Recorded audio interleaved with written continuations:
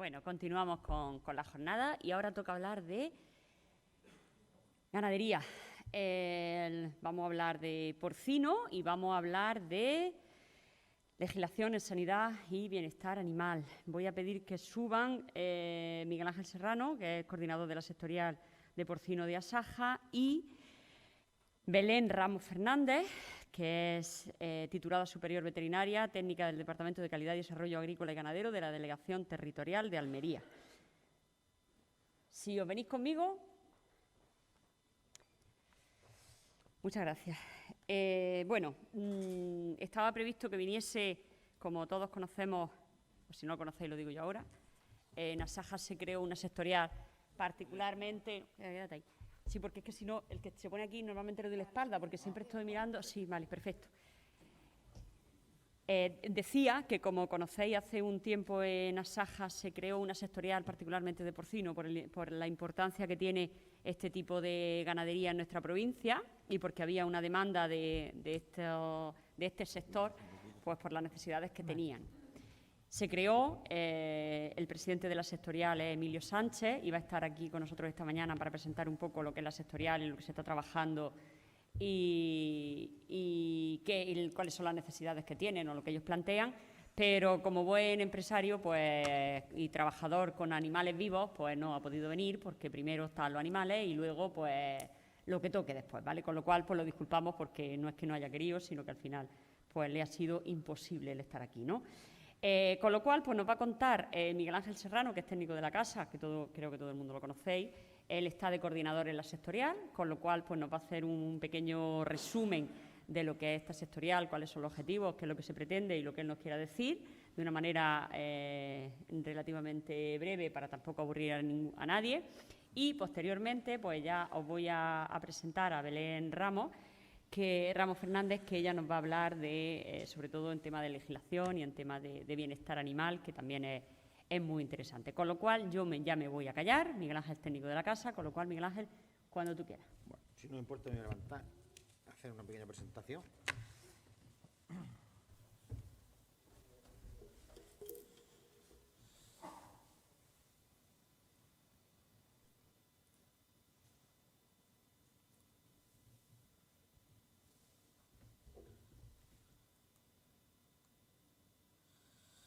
Bueno, pues buenos días a todos y a todas.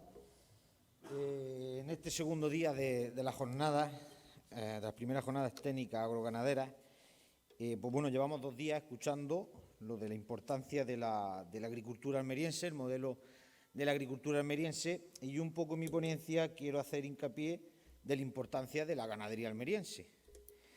Por eso voy a hacer una breve introducción a uno de los sectores ganaderos que tenemos más importantes en nuestra provincia. Entre ellos podríamos destacar, por ejemplo, el porcino, que es donde me voy a centrar, pero bueno, no me gustaría terminar mi ponencia sin hablar de otros sectores muy importantes ganaderos, como por ejemplo el ovino caprino, donde tenemos una gran cabaña ganadera, tanto aquí en el poniente como en la zona norte de los Vélez, bueno, y en todo el litoral del Levante, de ganadería extensiva. Tenemos también en nuestra provincia una IGP reconocida de la ganadería segureña, por lo que es de las pocas IGPs que hay de carne en Andalucía, por lo que es importante de reseñar que aquí en Almería tenemos una, también toca la zona norte de Granada, y también tenemos en auge una gran industria de intensiva, ya hablando un poco más de intensivo, de porcino y avícola. Pero bueno, hoy en mi caso me voy a centrar un poco en la ganadería de intensivo de porcino, que tanto como ya hablaban los anteriores ponentes, que la agricultura muchas veces está en el objetivo de algunas publicaciones que hacen daño a la agricultura, la ganadería intensiva, por desgracia también muchas veces sufre también de estas acusaciones, muchas veces sin peso, sin argumento ninguno, simplemente es porque sale un reportaje en alguna cadena intentando sacar los lazaretos de las naves y un poco por difamar la imagen de la ganadería. Por eso yo creo que es importante que todos tengamos en cuenta la importancia de la ganadería porcina, lo bien que se hace, la evolución que ha tenido el sector y, sobre todo, el apoyo que le está dando a las zonas más rurales, que es donde se establecen estas explotaciones, que yo creo que es una de las cosas más importantes y los retos de futuro que tenemos aquí en la provincia. Por eso, en el índice voy a hablar brevemente de la situación actual del sector, un poco el impacto socioeconómico que tiene nuestra provincia, un poco las mejoras en la gestión de residuos. Voy a hablar muy poco porque para eso tenemos a Belén, que hablará un poco después más detalladamente, y de bienestar animal. La creación de la sectorial que hicimos por parte de Asaja a finales del año 2019 y un poco las conclusiones, para que ya la he adelantado un poco, de la importancia de este sector porcino en la provincia de Almería. En esta diapositiva tenemos un mapa de los principales núcleos de porcino intensivo en la comunidad autónoma de Andalucía. Por eso, como vemos, tenemos dos zonas que saltan un poco a la vista, que es la zona este de Sevilla y la zona norte de Málaga, donde se concentra mucha ganadería, en este caso ya es de porcino ibérico, y otro foco muy importante, como vemos en la costa del Levante de la provincia de Almería, concretamente los términos municipales de Huércal de Almería concentra un gran número de granjas y es una de las concentraciones más grandes que tenemos en Andalucía. Ya si nos ceñimos un poco más en los datos de ganadería que nos proporciona la Junta de Andalucía, vemos que dentro de las comarcas agrarias donde más cabezas de ganado porcino tenemos, pues tenemos en primer lugar la comarca agraria de la costa de Levante y Bajo Almanzora, que es la zona esta que he comentado ya, en la que el mapa se veía de color más intenso. También tenemos dentro de estas 10 zonas con más importancia la Hoya Altiplanicie, o sea, la comarca de Los Vélez, donde también se concentra un gran número de granjas de porcino. Y por último también tenemos una zona muy importante que es el Alto Almanzora, la zona de Albós, donde también hay muchas de estas explotaciones que, como he dicho, tienen un arraigo y están cogiendo una importancia muy relevante en las zonas del interior de la provincia y sobre todo en aquellos municipios que están menos poblados.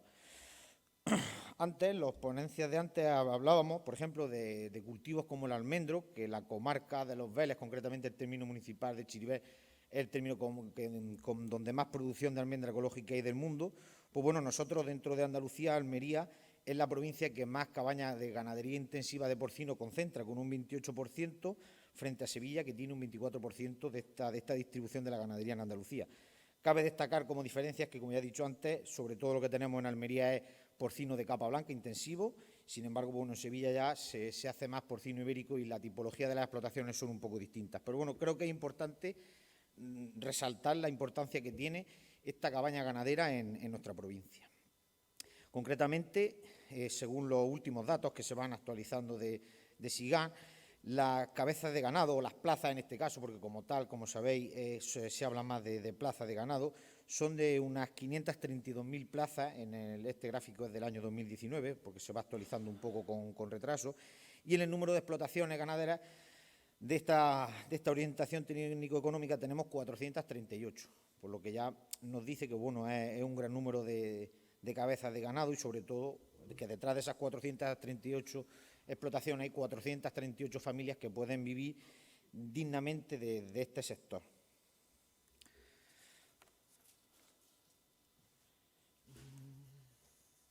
Vale, aquí un poco tengo un histórico desde el año 2003 de la evolución que ha tenido la cabaña de ganadería porcina en nuestra provincia. Como vemos, en el año 2003 contábamos con aproximadamente 426.000 animales, siendo en este 2020, los datos son provisionales, 587.000, por lo que, como vemos, en estos 18 años ha aumentado esta cabaña ganadera en un 37%, por lo que es de resaltar la importancia que está teniendo y lo bien que se está acogiendo en las zonas del interior de la provincia.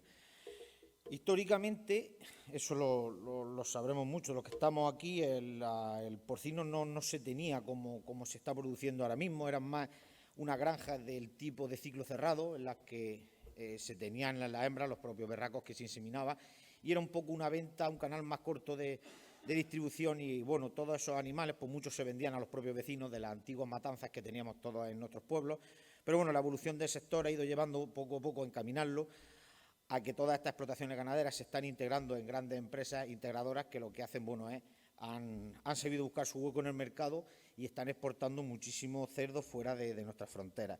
Por lo que esa ha sido un poco la evolución que ha tenido. Por supuesto, no tiene nada que ver las granjas de hace 20 años de cómo se están construyendo ahora mismo en cuanto a bienestar animal, en cuanto a lo respetuosas que son con el medio ambiente y todas esas evoluciones que ahora las voy a matizar muy brevemente y por no no extenderme más.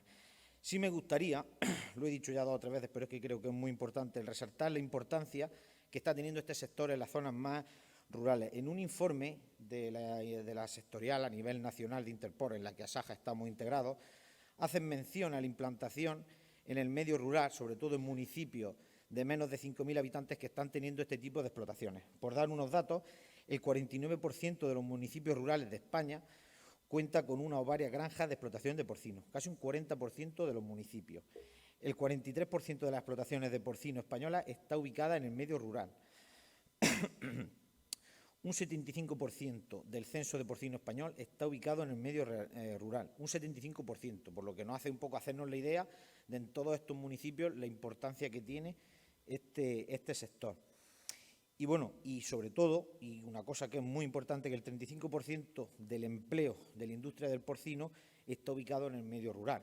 Uno de los motivos más importantes de la despoblación en el medio rural es la falta de trabajo, y que este tipo de explotaciones puedan proporcionar un sueldo digno a aquellos ganaderos que, después de tener que ir al cebadero todos los días del año, los 365 días, sin fines de semana, sin nada, pues bueno, qué menos que puedan ver retribuido todo su trabajo.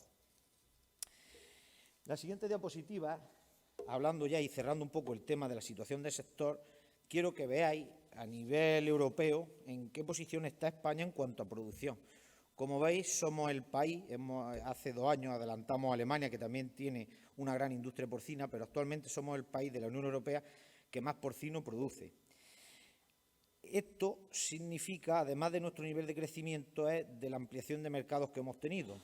En esta siguiente diapositiva tenemos una evolución, como he dicho, en un mercado que es, curiosamente, y me tengo que referir a 2 noticias de este fin de semana que son un poco preocupantes, pero como veis en la evolución de las exportaciones que hemos tenido en España, en el 2018, en la columna en el gráfico, la barra azul hace referencia al mercado de China, que como veis tiene muy poca importancia respecto a la importancia que lo tiene en 2020, en la que aproximadamente un 45% de nuestras exportaciones han ido a China.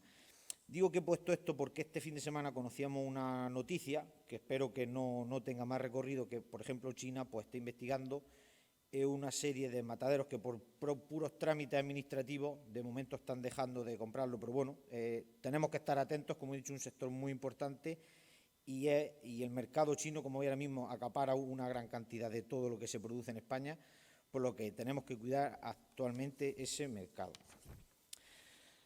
En cuanto al impacto socioeconómico que tiene el sector porcino, concretamente en Almería tenemos esta gráfica, aunque los datos son de 2016 porque el Instituto Nacional de Estadística los va haciendo cada 5 años, pero bueno, sí podemos destacar que ya en el año 2016 en la provincia de Almería se generaban 46.000 jornales de asalariados en este sector porcino y de mano de obra familiar aproximadamente unos 37.800 jornales, por lo que vemos la importancia y el trabajo que genera este sector, y esto no está incluido toda la industria auxiliar que tiene como centros auxiliares de apoyo a estas explotaciones. Si estos datos son de 2016, nuestras previsiones son que actualmente en la provincia el sector porcino proporciona más de 100.000 jornales anuales, por lo que vuelvo a insistir en la importancia que tiene cuidar este sector.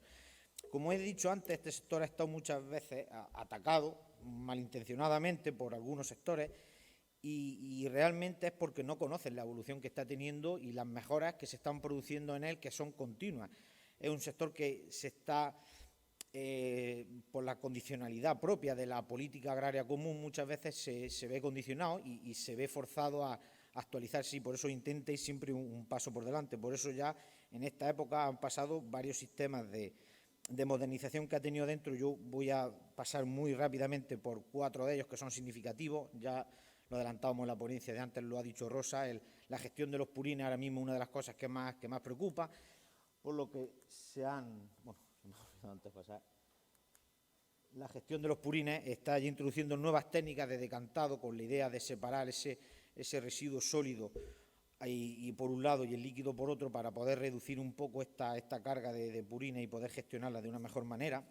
También tenemos evolución en cuanto a la propia aplicación. Los purines tradicionalmente han sido un aporte que se ha hecho a la agricultura y que ha relacionado siempre el sector ganadero de porcino con la agricultura, sobre todo en aquella agricultura que es extensiva, como la es de la zona interior de la provincia.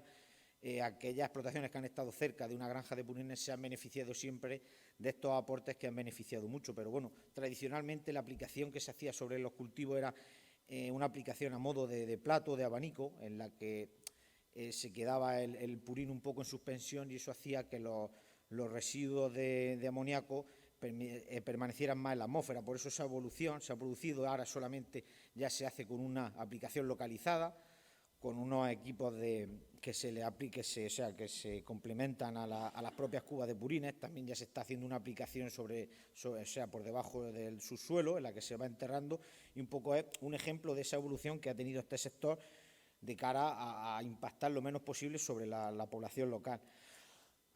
Otro, por ejemplo, de la evolución ha sido en el propio almacenamiento de los purines. Algunos informes indicaban que la permanencia de los purines en las balsas que no estaban cubiertas emitían CO2 a la atmósfera. Por eso, con la nueva tecnología se están preparando nuevas formas de cubrir esas balsas y así reducir el impacto económico, o sea, el impacto medioambiental que puede tener. Y por último, una mejora que parece muy sencilla en lo que es en el ahorro de agua, desde en el momento en el que se pasó de unos bebederos tradicionales en los que los propios animales desperdiciaban agua. Ahora ya se llevan los sistemas de chupones y otros más modernos, pero esto ha hecho reducir significativamente el uso del agua, y por lo que hace a estas granjas más eficientes. Todos estos problemas o circunstancias o barreras que se ha encontrado el sector hicieron que un grupo de nuestros socios nos avisaran de la principal zona productora de Huerca-Lovera, con una serie de inquietudes que tenían algunos. Cada uno, centrado en su explotación, tenía una serie de problemas, y nosotros desde Asaja detectamos la necesidad de crear una sectorial, de poner en relevancia y de importancia lo que es el sector porcino tiene en la provincia, y por eso se creó a finales de 2019 la sectorial SEPOR por parte de Asaja con sus asociados de la zona. Por desgracia del COVID teníamos previsto una serie de actuaciones que estaban viendo, sobre todo para coger de raíz esos problemas que tenían.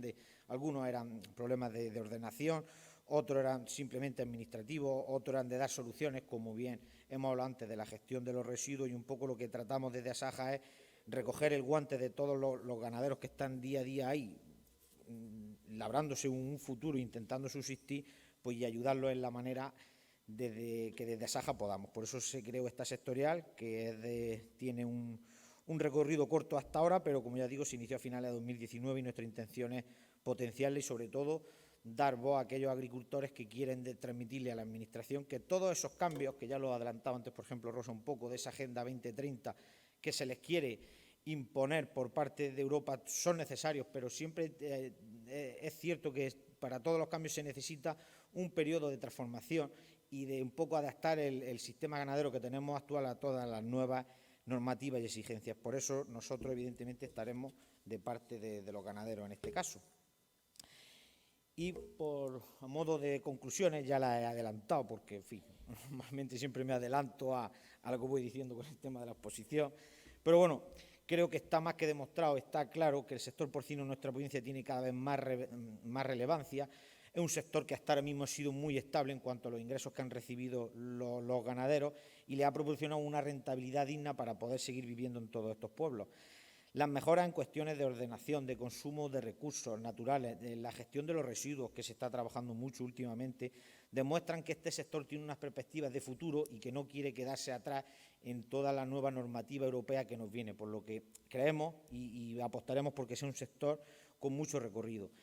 Y sobre todo para mí, creo que la más importante, ya que vengo de una zona rural, de un pueblo muy pequeño, es que el crecimiento de este sector y su estabilidad está proporcionando empleo y un futuro a muchos jóvenes agricultores que se incorporan como ganaderos y que hacen que estos pueblos dejen de perder densidad de población y que puedan seguir manteniendo servicios mínimos como médicos y tiendas y demás. Por eso yo creo que lo más importante que tiene este sector es dónde se centra y lo bien que lo está haciendo. Y bueno, por mi parte, en la presentación, nada más, no quiero extenderme mucho.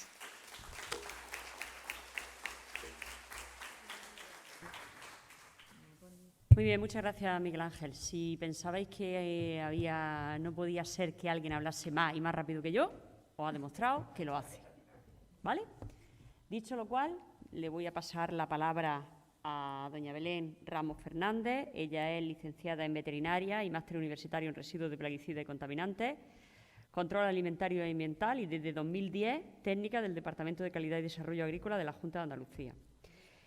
También ha desarrollado su carrera profesional en el Centro Veterinario Mare Nostrum, en la Escuela Andaluza de Salud Pública y en el Colegio de Veterinarios de Almería. Como pueden ver, una experta en esto. Belén, cuando quieras, tuya la palabra. Muchas gracias. Técnico de delegación, ¿hablo este mismo o hablo del PDF? Lo has probado tú y funciona, ¿verdad? Hola, buenas tardes a todos. Mi nombre es Belén, algunos probablemente me... un segundillo.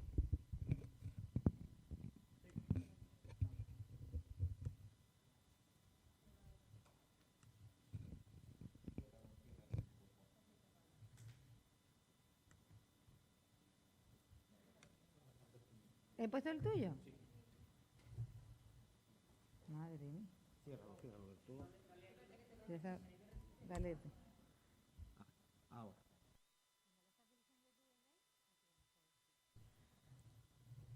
Cada uno se maneja en sus ordenadores.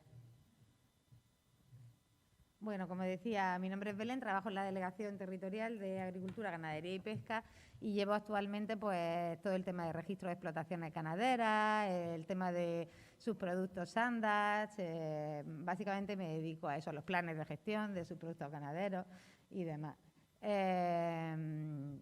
Aunque la jornada habla precisamente de nueva legislación en normativa sanitaria y de bienestar animal, yo me he centrado más en la otra parte, en la parte de sostenibilidad y sobre todo en el tema de medio ambiente, puesto que voy a hablar de un par de normativas nuevas que todos conoceréis que han salido, la del sector de granjas porcinas intensivas y ahora recientemente el de la granja avícola.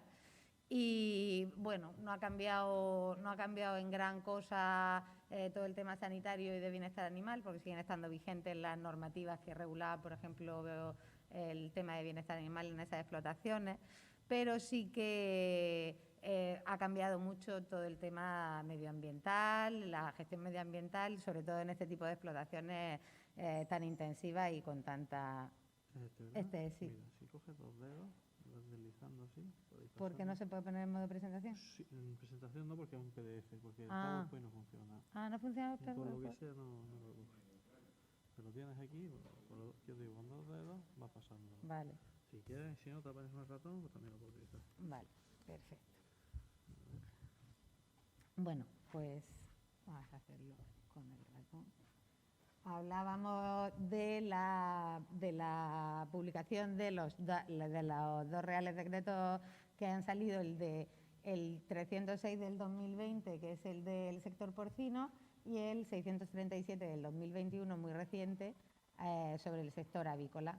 También voy a hablaros un poco de una herramienta que ha desarrollado el Ministerio de Agricultura y Pesca, que se llama EcoGAN, que es para meter las mejores técnicas disponibles, que ahora mismo en estas dos especies ganaderas va a ser obligatorio aplicar e indicar que se está aplicando. Y si nos da tiempo, pues hablaremos un poco de las ayudas que están previstas y que se pueden aprovechar para estos sectores para la gestión medioambiental, ¿vale? Antes de seguir, me gustaría saber, hay ganaderos del sector porcino y del sector avícola, porque si no os vais a divertir, vamos. Rosa, ¿no? Escucha por ahí. O también del porcino, ¿no? De avícola no hay nadie. Vale, pues vamos a intentar hacerlo entonces lo más liviano posible. Empezamos por la ordenación de la granja intensiva y decir, pues bueno, que esta normativa incluye información sobre el registro de explotaciones, la identificación que tienen que tener los animales, la infraestructura que tienen, las instalaciones que tienen que tener las explotaciones, el tema de bienestar animal, aunque hay un real decreto específico que lo desarrolla en 1135 del 2002, y como novedad, pues todo el tema medioambiental, ¿vale? De manera que aquí podéis ver un poco cuáles son las principales novedades de este Real Decreto, que vamos a ir viendo ahora rápidamente. Respecto a, por ejemplo, a la clasificación de las explotaciones, sabéis que se pueden clasificar como autoconsumo reducida y luego estarían las de tipo industrial, es decir, las que ya tienen mayores requisitos en general en la normativa, que se diferencia por su capacidad productiva. Bien, pues autoconsumo hasta que se derogó el Real Decreto anterior, el 324 del 2000, eran 5 cerdos de cebo. Ahora ya ha disminuido a 3. Como máximo podemos tener 3 cerdos de cebo en la explotación, ¿vale?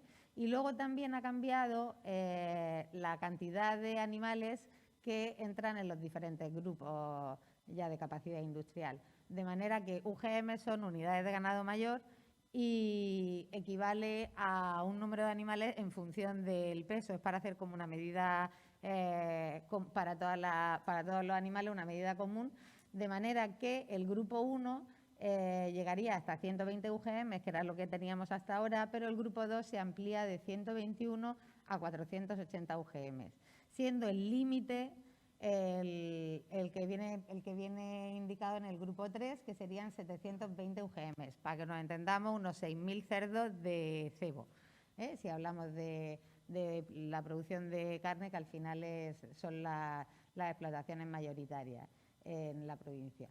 Pues bien, también se contempla el poder ampliarlo un poquito más de 720 UGM, se puede ampliar hasta un 20% más, pero a diferencia de lo que hacíamos antes, que lo podíamos hacer directamente, ahora lo tiene que desarrollar la comunidad autónoma mediante una normativa. Hay un borrador que está pendiente de publicarse y en breve se podrá volver a valorar el aumentar, el ampliar las plazas de, por ejemplo, si estamos hablando de cerdos de cebo, pues supondría aumentarlas de 6.000 a 7.200 cerdos. Esto no se hace porque sí, sino que tiene que cumplir pues unas condiciones, pues bueno, las que tienes que hacerse en base a un informe que indique sobre las características de las zonas en las que se ubiquen, las explotaciones, las circunstancias productivas y otras condiciones o circunstancias medioambientales que se tengan que tener en cuenta, ¿vale? Otra cosa importante que ya incluye tanto para el sector del porcino como el de avícola es el tema de la formación. Se amplía la formación y actualmente es obligatorio que todo el personal que trabaje con ganado porcino tiene que hacer un curso de 20 horas de duración. Antes lo podía tener solamente el titular, pues ahora lo tienen que tener todas las personas que vayan a trabajar con este tipo de ganado y renovarlo cada 5 años con un curso de 10 años. Aquí más o menos veis el contenido que tienen que tener los cursos. Y bueno, deciros que estos cursos, como todos los que parten como consecuencia de que nos obliga la normativa a tener esa formación, pues los va a impartir IFAPA, el Instituto de Formación de nuestra Junta de Andalucía. Sé que están trabajando en ello y me imagino que en breve saldrá un poco ya todo el contenido y las solicitudes para poder participar en ellos, pero porque entra en vigor a partir del 1 de enero del 2022, es decir, el año que viene ya lo tendríamos que tener, la formación de todos nuestros trabajadores. Aparte, se le da un plazo de 6 meses a una persona nueva que llegue a la explotación a trabajar para que consiga el título. Y también está la posibilidad de que la autoridad competente de la comunidad autónoma, en nuestro caso la consejería, pueda autorizar que no se haga este curso de 20 horas de duración si tú acreditas una experiencia profesional previa de 3 años. También, igual que he dicho con el tema de las ampliaciones, esto tiene que salir desarrollado normativamente, no porque sí, pero en principio la idea es que eso sí se puede hacer.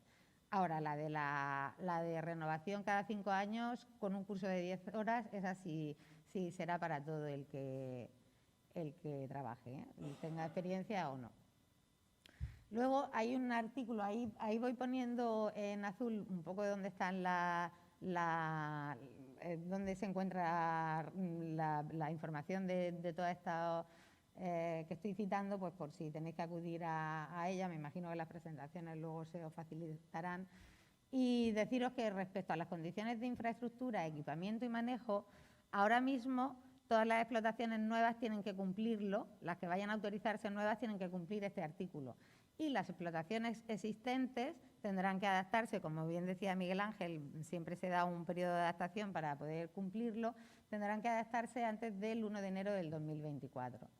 Yo voy a resaltar 2 o 3 cositas que creo que son las más importantes porque lo demás es un poco en línea con lo que estamos acostumbrados a tratar de normativa. Pero sí que es verdad que se le da mucha importancia a todo el tema medioambiental.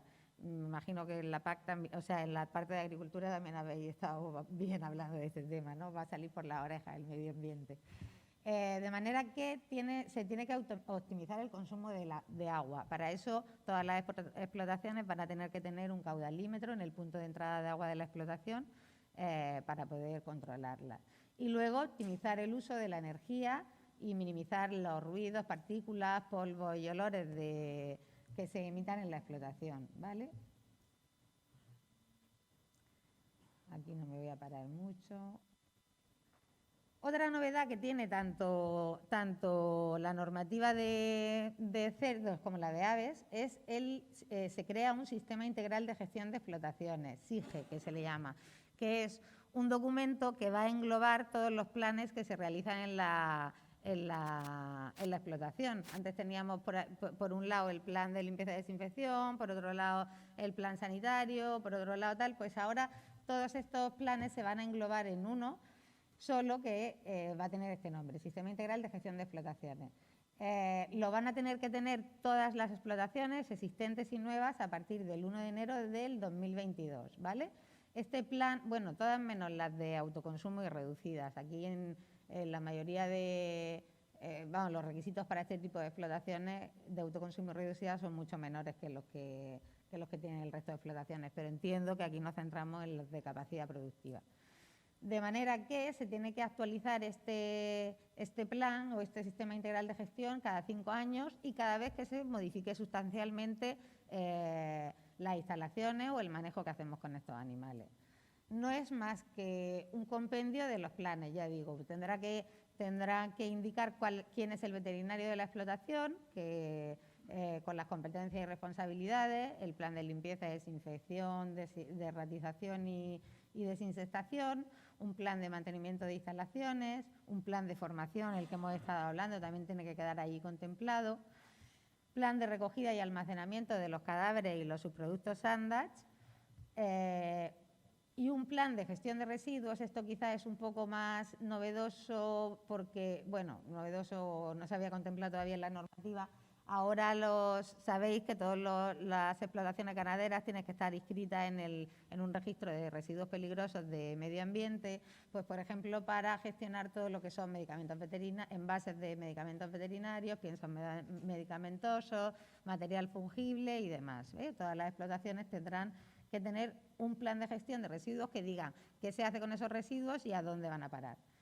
También incluirá un plan de gestión ambiental y lucha contra el cambio climático, que aquí este plan de gestión incorpora nuestro plan de gestión de subproductos ganaderos que hacemos con el estiércol y los purines de nuestras explotaciones, y además tendremos que indicar qué medidas estamos utilizando para optimización del agua y la energía en nuestra explotación, el control de ruidos, de partículas, de polvo y de olores.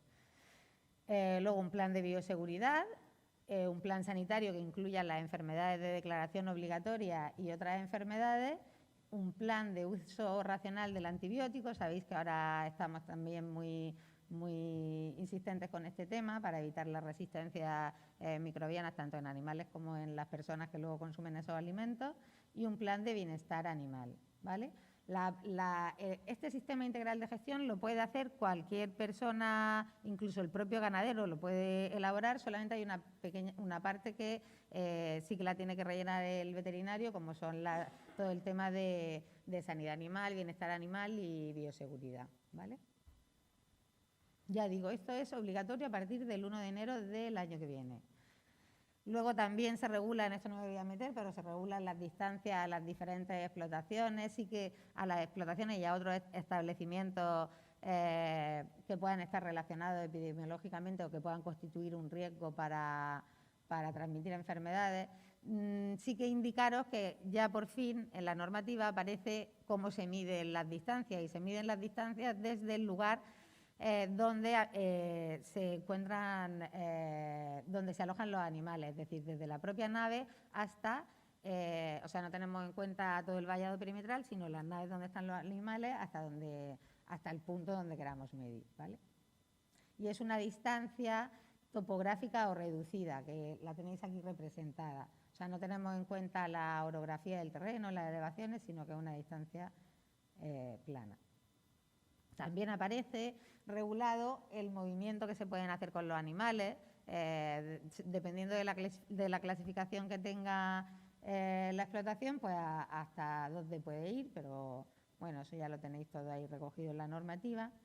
Y sí que nos vamos a parar un pelín más en los requisitos medioambientales, que digamos es lo más novedoso. ¿Por qué estamos ahora tan insistentes con todos estos temas, tanto medio ambiente como agricultura y pesca y demás?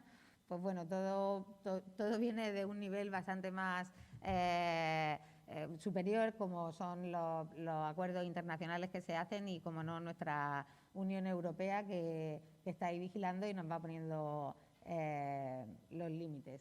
Actualmente la ganadería industrial lleva a que España supere en un 40% las emisiones permitidas de amoníaco a la atmósfera, ¿vale?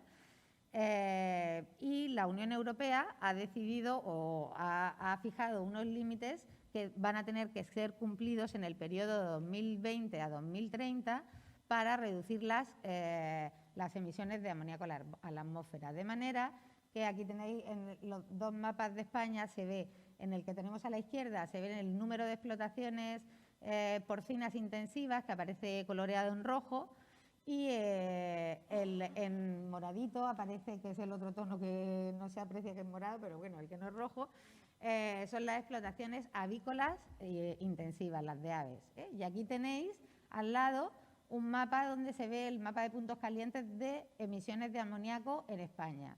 Como veis, coincide que las zonas donde más amoníaco se emite son las zonas donde más explotaciones ganaderas intensivas hay, ¿vale? De manera que, para que os hagáis una idea, las emisiones de gas, hay dos tipos de emisiones que se controlan, las de gases de efecto invernadero y las de amoníaco, por lo menos en ganadería. Las emisiones de gases de efecto invernadero, la agricultura y la ganadería tiene el cuarto puesto, es decir, producimos un 12% de estas emisiones con nuestra actividad agrícola y ganadera. Y las emisiones de amoníaco, que las veis aquí reflejadas, en estas somos punteros. El sector agrario emite un 96% de las emisiones de amoníaco, siendo la ganadería en sí aportando un 79%, ¿vale? Entonces, pues esto ha dado lugar a que la Unión Europea nos pegue un tirón de orejas y nos diga: tenéis 10 años para bajar los niveles de emisiones de gases a la atmósfera y que haya menos contaminación, de cara también al tema del cambio climático y demás. Esta diapositiva, perdón, la he puesto un poco para que veáis toda la normativa que hay en relación a esto. Esto no nos lo hemos inventado ni en 2 días, vienen de unas leyes a nivel nacional, pero también de la propia legislación de la Unión Europea. Os sonará la Directiva Techos, que habla de las emisiones de amoníaco y las emisiones de gases de efecto invernadero. También tenemos unos compromisos internacionales que cumplir y, obviamente, pues la legislación que tenemos a nivel nacional, autonómico, incluso local, con los planes generales de ordenación urbanística que en cada municipio tienen. Por ejemplo, aprovechando que Miguel Ángel ha hablado un poco de este tema, pues por ejemplo en Huercalovera, dada la gran cantidad de explotaciones que hay, pues han tenido que, en sus planes generales de ordenación urbanística, indicar el número de cabezas que pueden tener las explotaciones, el número, pues bueno, ya van concretando un poco a nivel territorial qué es lo que se puede hacer. Así que imposiciones muchas por todas partes. Sí que decir que todas las explotaciones, tanto avícolas como de porcino, tienen que pasar un trámite ambiental, bueno, en general todas las explotaciones, pero esta avícola y porcino tienen que pasar un trámite ambiental que a veces no se queda solo en el ayuntamiento con el trámite de calificación ambiental, que todos ya estáis acostumbrados, sino que dependiendo del censo que tengan las explotaciones, tendrán que solicitar autorización ambiental integrada en el caso del porcino o unificada en el caso de las aves. Y esto viene a colación porque serán las que tengan que cumplir las mejores técnicas disponibles o las MTD que nos traen locos en este último año. De manera que todas las explotaciones porcinas que tengan más de 2.000 plazas de cerdos de cebo de más de 30 kilos de peso y las explotaciones que tengan más de 750 cerdas reproductoras tienen que tener autorización ambiental integrada y tienen que cumplir las mejores técnicas disponibles que aparecen en esta decisión, la 2017-302. ¿Cuándo las van a tener que cumplir? Pues en enero del año que viene. Para ello, la Delegación Territorial de Medio Ambiente ha estado requiriéndole a las explotaciones que indiquen cuáles son las mejores técnicas que ellos están aplicando o van a aplicar en sus explotaciones para disminuir precisamente lo que hemos visto, la emisión de gases a la atmósfera.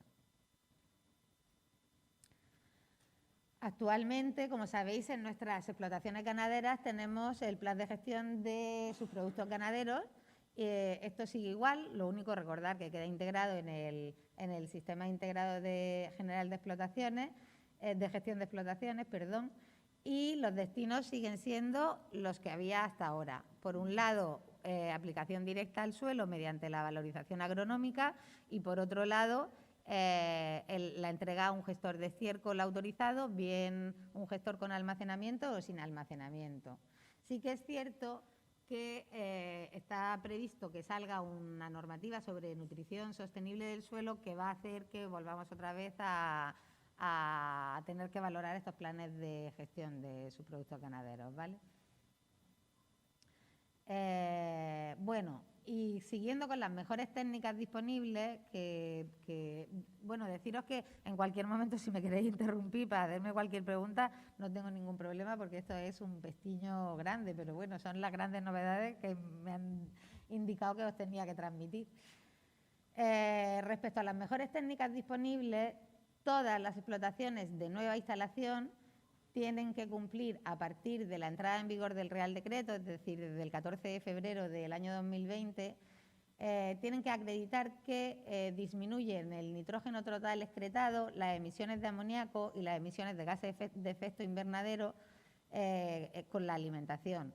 Para ello, lo que se recomienda es utilizar una alimentación multifase y una reducción de la cantidad de proteína bruta. Una alimentación multifase es que vamos dándole a los animales en función de las necesidades que tienen, según sean lechones, hembras gestantes, hembras en lactación o en periodo de producción, le ajustamos la cantidad de nutrientes que tiene que aportar la dieta para pues bueno, no generar tantos residuos. También tendrán que reducir las emisiones de amoníaco y gases de efecto invernadero en un 60% dentro de cada nave de los alojamientos y tendrán que disminuir en un 80% la emisión de amoníaco y gases de efecto invernadero en las balsas de almacenamiento. Y aquí es donde tenemos el gran problema, porque actualmente se le ha hecho una consulta al Ministerio para ver cómo llegábamos a alcanzar ese 80% de disminución de emisiones de gases y nos ha contestado que la única manera a día de hoy en la que se consigue eso es con balsas cubiertas, cubriendo las balsas. Entonces, vamos a ver cómo queda esto porque, vamos, eso es un buen tinglao. Bueno, eso es para las explotaciones que se autorizan por primera vez. Pero ahora, todas las existentes todas las explotaciones existentes que tengan más de 120 unidades de ganado mayor tienen que realizar a partir de, bueno, desde la aplicación del Real Decreto, la alimentación multifase de la que hablábamos y elegir o bien realizar un vaciado de las fosas interiores con una periodicidad de 2 veces a la semana o vaciar las fosas interiores con una frecuencia de una vez al mes si además nosotros sabemos que en nuestras balsas se produce costra natural. Con estos dos tipos de gestión aseguramos que se cumple lo que nos indica el artículo 10.2 del Real Decreto y que estamos cumpliendo la normativa, ¿vale? Si vemos que no podemos, porque imaginaros que ahora mismo las instalaciones de las naves no cumplen para poder realizar ese vaciado, o bueno, por nuestro sistema de gestión en la explotación, ¿qué nos dice el Real Decreto? Pues nos dice, cuidado, si no puedes cumplir estos porcentajes, siempre tienes la posibilidad de disminuir la capacidad de tu explotación. A ver, esto parece muy... Bueno, se le da a esto, antes de pasar a lo siguiente, para poder cumplir esto del vaciado de las fosas interiores y la costra natural, si hay que hacer cambios estructurales en la explotación, se ha dado un plazo hasta enero del 2023 para poder cumplirlo, ¿vale? Siempre que podamos argumentar que hay que hacer cambios en la explotación. Como decía, nos van a controlar a nivel de la Unión Europea y a nivel del Ministerio y a nivel de una mesa sectorial que se ha creado para el sector porcino, que va a estar encargada de vosotros como ganaderos vais a tener que dar unos informes de cómo estáis gestionando todo este tema de las emisiones a la Consejería de Agricultura y Pesca. Y nosotros, la Consejería, mandaremos también unos informes al Ministerio. Pues bien, en base a los informes de los años 2022, 2023 y 2024, esta mesa de ordenación sectorial puede, si vemos que nos desviamos mucho de lo que nos han indicado que tenemos que cumplir, puede que nos obligue a poner unas medidas bastante más restrictivas o incluso que nos limiten la capacidad productiva de nuestras explotaciones. Entonces, cuidadito, que vienen pisando fuerte y, pues bueno, tenemos que intentar adaptarnos lo mejor posible a esta situación, ¿vale? Ahora decís, ¿qué son las mejores técnicas disponibles? ¿Qué emisiones son las más importantes que emite nuestra ganadería? ¿Cómo informo yo a la autoridad competente? ¿Cómo sé cuáles estoy aplicando? ¿Cómo no? En fin, aquí hay muchas dudas respecto a todo este tema y como ya el Ministerio se adelantó y creó la herramienta Ecogan, que ahora la vamos a ver un poquito más detalladamente. Básicamente, las emisiones de la ganadería porcina son el amoníaco, el metano, que el metano se produce no por la propia digestión de los animales o por la estancia de los animales en las naves, sino por el almacenamiento de los purines en las balsas y los nitratos, que sabéis que todo esto está muy vinculado también con la aplicación al suelo. De manera que Ecogan ha creado un registro o una aplicación para estimar cuáles son nuestras emisiones y el consumo de nuestros recursos para que sea más fácil para vosotros el poder valorar si estáis cumpliendo con lo implantado, con lo que nos obliga la normativa. Ecogan todavía no está a disposición del ganadero, está ahora mismo en un proceso de pilotaje, se le ha dado entrada o claves de acceso a determinados sectores y a ganaderos y demás para que vayan haciendo pruebas y vayan viendo y ultimando toda esta herramienta de trabajo que ya nos dijo el jefe de servicio a nivel de la Consejería de Desarrollo Ganadero, nos dijo que en Andalucía este iba a ser el método por el que elegíamos nosotros para ver si estabais cumpliendo la normativa o no. O sea que todos al final tendréis que meter los datos en esta aplicación, en Ecogan. De manera que a vosotros, ¿qué os va a permitir? Pues os va a permitir calcular las emisiones que estáis realizando o que se están produciendo en vuestra explotación, y la cantidad de nitrógeno y los porcentajes. Os va a informar de qué mejores técnicas disponibles estáis practicando, porque vosotros vais a meter los datos de vuestra explotación y va a verificar que realmente estáis cumpliendo con lo exigible.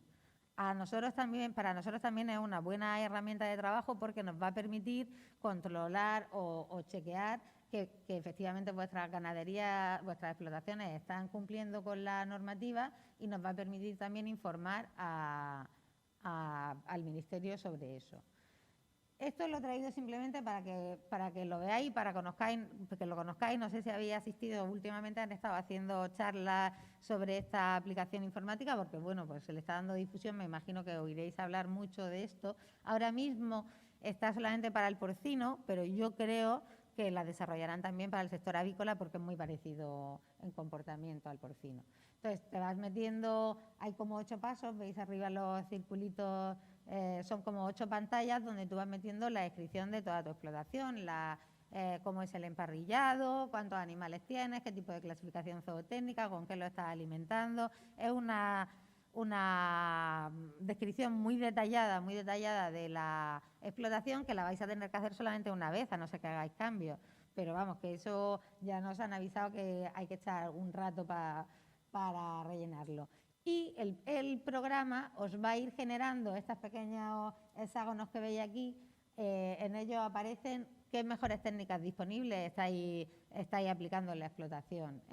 Entonces tenéis, por ejemplo, del tema de los alojamientos, del almacenamiento exterior en balsas, si cumplís con las mejores técnicas disponibles, la gestión de los alojamientos, la aplicación al campo, que también está recogida aquí, si estáis haciendo una correcta aplicación al campo o no. El consumo, que sabéis que una de las cosas que se va a mirar es el aprovechamiento o la disminución del consumo energético. También aquí os va a decir qué técnicas estáis aplicando para mejorar la eficiencia. Y finalmente un informe que os va a decir si con las prácticas que estáis realizando cumplís con la normativa o si no. Y si no cumplís con la normativa, incluso os da la posibilidad o os plantea opciones para que podáis tener en cuenta e implantarlas para llegar a cumplir la normativa, ¿vale? Una herramienta que en principio nos la han vendido como muy, muy práctica. Respecto a las balsas, pues ya lo he dicho, cualquier balsa nueva o cualquier modificación en la capacidad o estructura de las balsas, tenemos que acreditar que disminuyen las emisiones de amoníaco a la atmósfera en un 80%. ¿Cómo? Cubriendo la balsa, o bien con cubiertas rígidas o flexibles. Si la cubierta de la balsa supone la acumulación de gas metano, también tendremos que ver cómo eliminamos ese gas en la balsa para que no haya riesgo o peligro, ¿vale? Y luego también indicaros que aunque haya balsas de gestión de purines, si nosotros hacemos tratamiento sólido-líquido, en algún momento generamos estiércol seco, ese estiércol se tiene que mezclar con paja y tiene que estar almacenado en un estercolero, en una superficie impermeabilizada y cubierto con un sistema de recogida de lixiviados. Esto ya se está aplicando desde la delegación territorial, ya estamos... Bueno, lo de las balsas cubiertas no, porque lo descubrimos hace bastante poco, que nos llevamos las manos a la cabeza por lo que iba a suponer, pero en breve lo vamos a tener que empezar a aplicar. Y luego ya sabéis también, algunos, si habéis tenido que modificar el tema de algo respecto a la explotación, que en el plan de gestión de sus productos ganaderos, cuando realizas valorización agronómica, también ha habido muchos cambios. Y es que, vamos, no ha habido muchos cambios porque sí, se sigue utilizando el mismo procedimiento, pero las bases de datos o la información desde la que partimos obliga o implica que vamos a tener que acreditar que disponemos de mucha más superficie para poder gestionar los purines que a día de hoy producimos en la explotación. De manera que la cantidad de nitrógeno que produce un animal y que al final se queda acumulado en los purines, el Real Decreto nos dice que tenemos que tener en cuenta este documento que veis aquí, que son las bases zootécnicas para el cálculo del balance alimentario, que son las que nos hacen que hayan cambiado la cantidad de superficie que actualmente tenéis que acreditar para gestionar el estiércol de vuestra explotación, ¿vale? Porque han subido mucho las cantidades de nitrógeno que producen los diferentes animales y esto ha llevado a que tengáis que acreditar como un 40% más de la superficie que actualmente tenéis aprobada, supone, ¿eh? Luego también indicaros que hay una normativa nueva una normativa que se ha actualizado de zonas vulnerables a la contaminación por nitratos de origen agrario, muy importante y que nosotros también aplicamos, y que se publicó un nuevo programa de actuación en noviembre del 2020 y han aparecido nuevas zonas vulnerables, también fruto de una orden de diciembre del 2020. Pues bueno, eso también lo tenemos que tener en cuenta porque sabéis que en estas zonas se puede aplicar menos cantidad de nitrógeno, con lo cual necesitamos también más superficie. Y estas son las herramientas que actualmente nosotros utilizamos para ver si el tema de la aplicación del estiércol a la tierra cumple o no cumple en función de los animales que tenéis en la explotación. Ya digo, la cantidad de nitrógeno que produce cada animal y una herramienta también que hay en el Ministerio, que es la calculadora, que luego será sustituida por el Ecogan, que al final nos dice la cantidad de nitrógeno que queda retenida en el purín. Sí que deciros, con todo el tema este de las mejores técnicas disponibles, que cuanto más eficientes seamos, es decir, cuanto menos gases se emitan a la atmósfera, más nitrógeno se queda retenido en el purín y más cantidad de superficie necesitamos para poder gestionar esos purines, ¿vale? Un poco evitamos la emisión a la atmósfera, pero en algún lado queda todo ese nitrógeno, pues eso supone tener que ampliar la superficie Y bueno, ya como última pincelada de esta normativa, deciros que todas las explotaciones existentes pueden ampliar su capacidad o hacer un cambio de clasificación zootécnica siempre que cumplan este Real Decreto nuevo.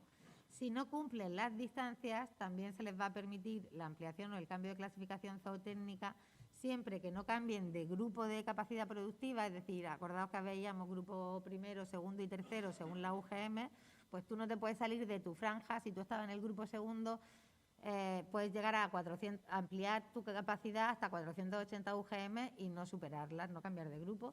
Y otra premisa que pone es que las instalaciones nuevas que hagas no reduzcan la distancia que ya de por sí no cumples a un establecimiento o a una explotación, sino que lo hagas en el lado contrario o en el lado en el que no se disminuya la distancia, ¿vale? Bueno, aquí iba a repasar un poco la entrada en vigor de la normativa, pero creo que vamos bastante justitos de tiempo, ¿verdad? Pues deciros un poco respecto a la normativa de granjas avícolas, puesto que me habéis dicho que no hay ningún ganadero de este sector, ¿no? De avicultura no hay nadie. No voy a pararme en ello, simplemente decir que ha derogado 3 reales decretos, aquí no aparece uno de ellos, pero ha modificado bastante el sector avícola y se basa básicamente en lo mismo que he estado enumerando para el sector porcino. O sea, van a tener que tener un sistema de formación parecido al del porcino, tienen también que cumplir unas mejores técnicas disponibles, en fin, toda la ordenación o toda la normativa que vaya saliendo en este aspecto va a ir sobre todo muy enfocada al tema medioambiental y de emisiones, ¿vale? Aquí teníais un poco las especies de animales avícolas que se ven afectadas y también pongo, lo digo por si os sirve o por si queréis echarle un vistazo, todo el tema de distancias a las diferentes explotaciones, las mejores técnicas disponibles que tienen que cumplir y los plazos de entrada en vigor, que como siempre se va dando unos periodos transitorios para que se cumpla todo. De manera que el Real Decreto de explotaciones avícolas será obligatorio que se cumpla al completo el 1 de enero del 2024, teniendo de margen ese tiempo. Y ya para terminar un poco con mi ponencia y fruto de esta angustia que crea todo el tema de gestión medioambiental en nuestras explotaciones, pues quería plantearos simplemente que La Unión Europea ha creado está creando unos fondos, una normativa nueva, la Unión Europea, perdón, ha creado unos fondos para paliar un plan de recuperación para ayudar a reparar los daños económicos y sociales causados por la pandemia del COVID. Esto ha permitido que a nivel nacional nosotros, o desde el Ministerio, se puedan plantear planes nacionales de recuperación y de resiliencia con un programa de inversiones, ayudas, ¿vale? Entonces, a día de hoy todavía están en fase de borrador, pero van a salir en breve, de manera que va a depender del Ministerio esas bases reguladoras, pero luego seremos nosotros a nivel de cada comunidad autónoma los que pongamos pequeños requisitos y los que al final tramitemos y paguemos la ayuda y demás. Son 4 secciones. Uno es el programa de apoyo a las inversiones en sistemas de gestión de sus productos y de eyecciones en ganadería, que nos va a permitir pues, poder solicitar ayudas para mejorar la eficiencia medioambiental de las instalaciones de almacenamiento exterior de estiércol, es decir, inversiones relacionadas con la adaptación de nuestras balsas o cubrición de las balsas exteriores, de manera que, o incluso una inversión de realizar una planta de biogás, utilizar bolsas de almacenamiento en vez de balsas. Eso no creo que lo veamos, pero bueno, ahí se contempla en esa línea. Y también esta línea de ayudas contempla también otra actuación para mejorar la gestión y aprovechamiento de estiércoles, que es realizar inversiones que nos permitan hacer un tratamiento con esos purines para que emitan menos gases y para darle un valor a ese estiércol. Como pueden ser, por ejemplo, estas técnicas que vemos aquí, que me imagino que os irán sonando poco a poco: nitrificación, desnitrificación, separación de sólido líquido, compostaje y demás. Luego hay otra línea que no he puesto nada de ella porque es relacionada con los invernaderos, pero la sección 3, una vez más, va a sacar otras líneas de ayuda para apoyo a las inversiones en eficiencia energética y energías renovables, de manera que podremos mejorar la eficiencia energética tanto en edificios, naves, instalaciones auxiliares de explotaciones tanto agrícolas como ganaderas, siempre que justifiquemos una reducción de un 10% del consumo de energía y una valorización energética del estiércol mediante plantas de biogás, de subproductos ganaderos y de biomasa agrícola, justificando también que con esa inversión vamos a disminuir un 10% del consumo de energía. Y por último, la sección 4 habla de un programa de apoyo para la aplicación de la agricultura de precisión y tecnologías 4.0, ya vamos por el 4.0, en el sector agrícola y ganadero, de manera que se pueden llegar a subvencionar la adquisición de maquinaria y equipos agrarios para mejorar la gestión ganadera, para reducir el uso de productos químicos, fertilizantes y fitosanitarios, para realizar un mejor control de la trazabilidad y la calidad de los productos y para reducir las emisiones de gases de efecto invernadero y las reducciones de combustible necesario. Respecto a esta, pues saldrá luego, la comunidad autónoma desarrollará luego unos listados donde vendrá qué tipo de maquinaria o qué tipo de inversión podemos optar con esta ayuda. Vale, y para que no os demoréis mucho, con esto doy por terminada mi charla. Muchas gracias por escucharme y si tenéis cualquier consulta o cualquier duda, aquí me tenéis a vuestra disposición.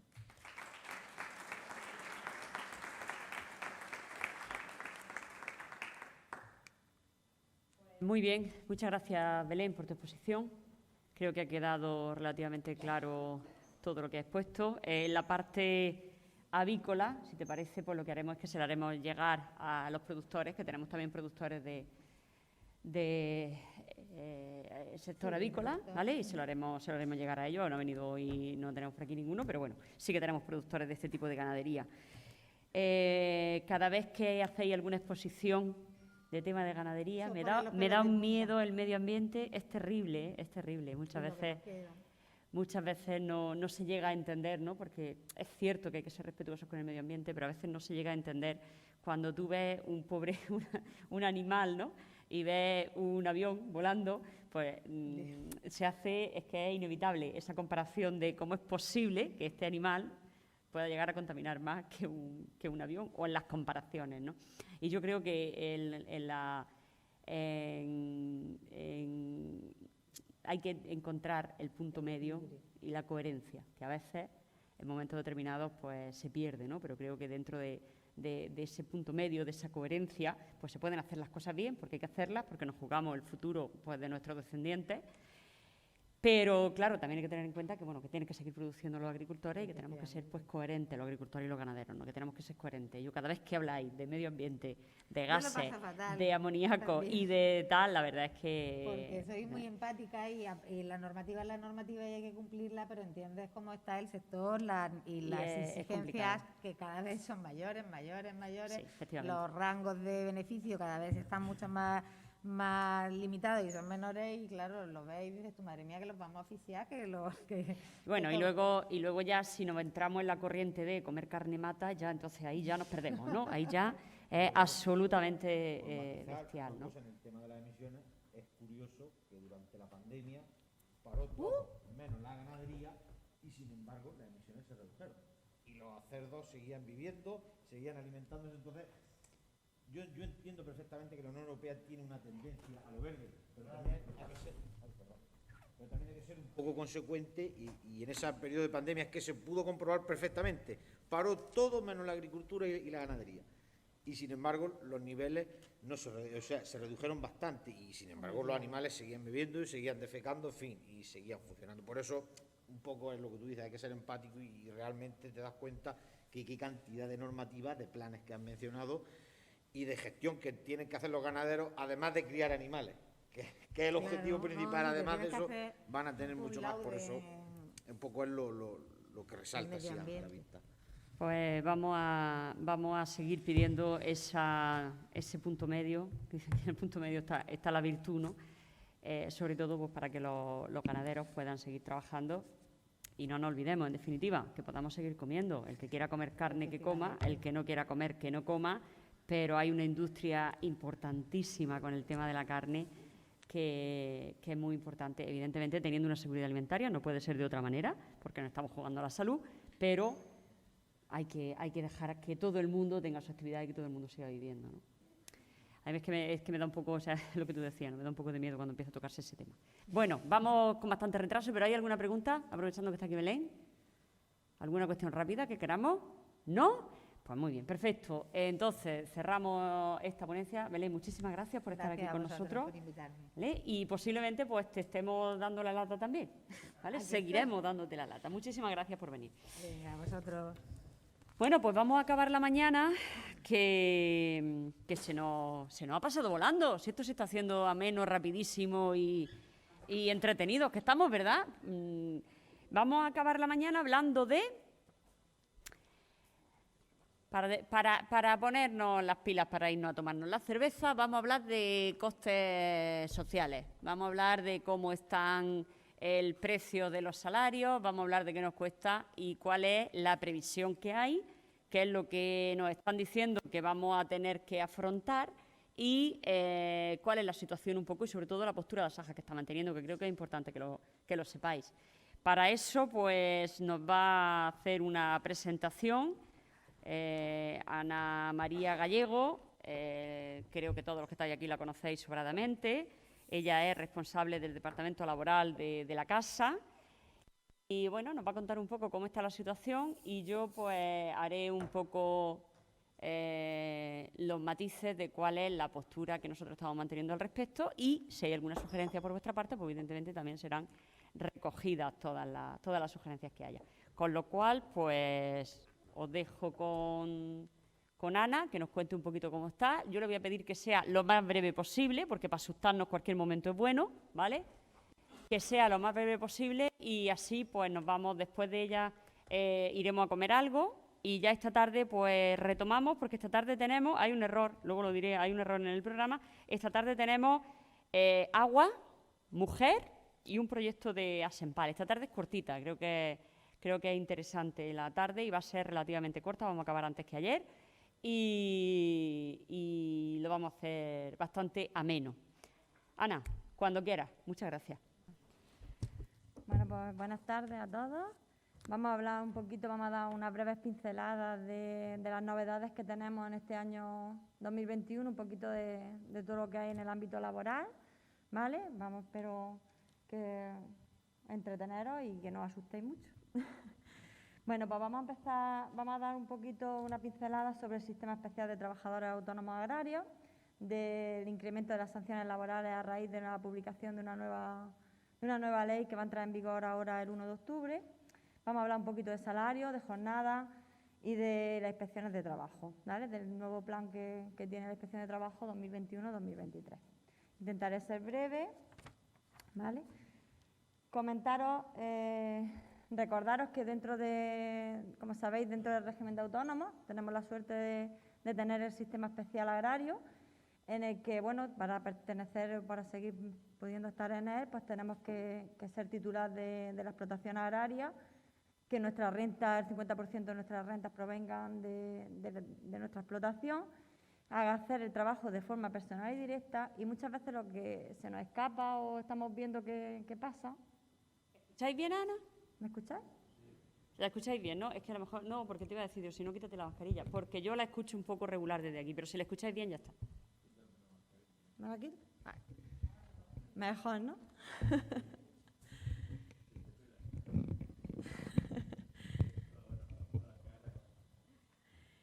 Lo que venía diciendo es que muchas veces se nos escapa, cuando llega a final de año tenemos que tener en cuenta, cuando tenéis varios trabajadores de alta, porque ahora mismo está habiendo muchas revisiones al respecto de esto, es las 546 jornadas. Normalmente cuando os pasáis, cuando algún agricultor excede de las 546 jornadas, la Seguridad Social automáticamente, a los poquitos meses, os va a hacer un llamamiento diciendo que aportéis la documentación de la titularidad que tenéis de la explotación, qué titularidad tenéis, pues bien contrato de arrendamiento, bien la finca en propiedad, la escritura, para comprobar el número de hectáreas que tenéis que son acordes a que puedan estar incluidas en este sistema. Os lo digo que tengáis cuidado, sobre todo cuando tenéis bastantes trabajadores de alta, en el número, o cuando tenéis 3 o 4, pero claro, cuando le ponéis evidentemente todos los días que trabajan, pues que hagáis el recuento a final de año, ahora que estamos llegando a finalización de año, que no se nos pase, porque nos pasa automáticamente, nos van a pasar del sistema especial agrario al régimen de autónomos y nos van a pedir con recargo las cuotas que hayamos dejado de pagar en el año. Tener en cuenta eso, que es muy importante. Como sabéis, la base de cotización ahora mismo, más del 50% de los autónomos que estamos dados de alta, que estáis dados de alta en España ahora mismo, opta por una base de cotización mínima, por la base de 944,40. Eso conlleva que estáis pagando una cuota de 289 € aproximadamente. Como sabéis, hasta los 47 años podéis elegir la base de cotización para luego, pues, para vuestra jubilación. A partir de los 47 años se baja un poquito lo que es la base máxima, ¿vale? Nos bajamos de los 4.070 que tenemos actualmente a los 2.077. Lo digo pues que a la hora de las cotizaciones lo tengáis en cuenta, para la gente que quiera y pueda permitirse pagar un poquito más de cuota, pues que lo tenga en cuenta, pues para la hora de la jubilación, pues son cosas que tenemos que tener en cuenta. Esa posibilidad de cambio de cuota de autónomo se puede hacer ahora trimestralmente. Como sabéis, en el 2018 cambió la normativa y ahora cada 3 meses, pues por ejemplo, la gente que quiera ahora mismo en el mes de septiembre se haga ese cambio de cuota, pues va a entrar en vigor en octubre de este mismo año. O sea que ahora la posibilidad es relativamente rápida y pronto. A raíz de la crisis del COVID, con la crisis que hemos tenido, todos habréis visto que en los primeros meses del año no ha subido la cuota de autónomos. Normalmente hay una subida de la cuota, pero este año hubo un acuerdo entre el Gobierno y la Asociación de Autónomos para que esa cuota, a raíz de la crisis que estábamos pasando, pues fuera a partir del 1 de junio, ¿vale? Por lo que habréis visto muchos de vosotros que tenéis unas cuotas de 2,90 € giradas junto con las cuotas de autónomas que os están pasando. Pues eso no es ni más ni menos, es que la subida que estaba prevista por ley, que está prevista para todos los años, pero que el Gobierno y la Asociación de Autónomos han previsto que sea a partir de junio. Entonces, pues, esos 2,90 € es esa subida que se tenía que haber producido en enero, pues que lo están aplicando pues ahora con carácter retroactivo, ¿vale? Anteriormente estabais pagando aproximadamente unos 286,10 de autónomos y desde el 1 de junio que se ha aplicado la subida que estaba ya aprobada antes de lo del COVID, pues estáis pagando sobre los 289 euros. Cuando decimos que pagamos 289 euros, ¿qué pagamos? ¿Qué nos cubre? ¿Qué tenemos cubierto en la cuota de autónomo con los 289 euros? Pues en esta cuota tenemos cubierto la enfermedad común, el accidente laboral, el cese de actividad y la formación. Y dentro de cada cosa, ahí ha hecho un desglose para que veáis de vuestra cuota de autónomo qué cantidad se va a cada una de esta partida. Por ejemplo, en contingencias comunes, nuestro sello de autónomo estamos pagando 267,27. De contingencias profesionales se nos van 12 euros al mes. De cese de actividad 8,50 y en formación profesional 94 céntimos. Entonces, nuestra cuota de autónomo, los 289 euros, están desglosados en esas cantidades, en esas coberturas, ¿vale? Para que lo sepáis cómo es. El caso del autónomo societario, pues tras varias sentencias que hemos tenido también del Tribunal Supremo, se ha conseguido que también los autónomos que tenéis una sociedad podáis optar a los nuevos autónomos que puedan optar a la tarifa plana, cosa que hasta ahora pues, se ha ido resintiendo, no se conseguía, pero al final pues ha sido 3 sentencias las que habéis tenido que haber, pero al final se ha conseguido que los autónomos societarios que empiecen de nuevo puedan tener su cuota de tarifa plana, su bonificación en el alta de autónomo y pueda pagar los 60 euros. Fijaros el ahorro que tenéis durante los meses que tenéis, porque una cuota que está pagando un autónomo societario son 371 euros al mes.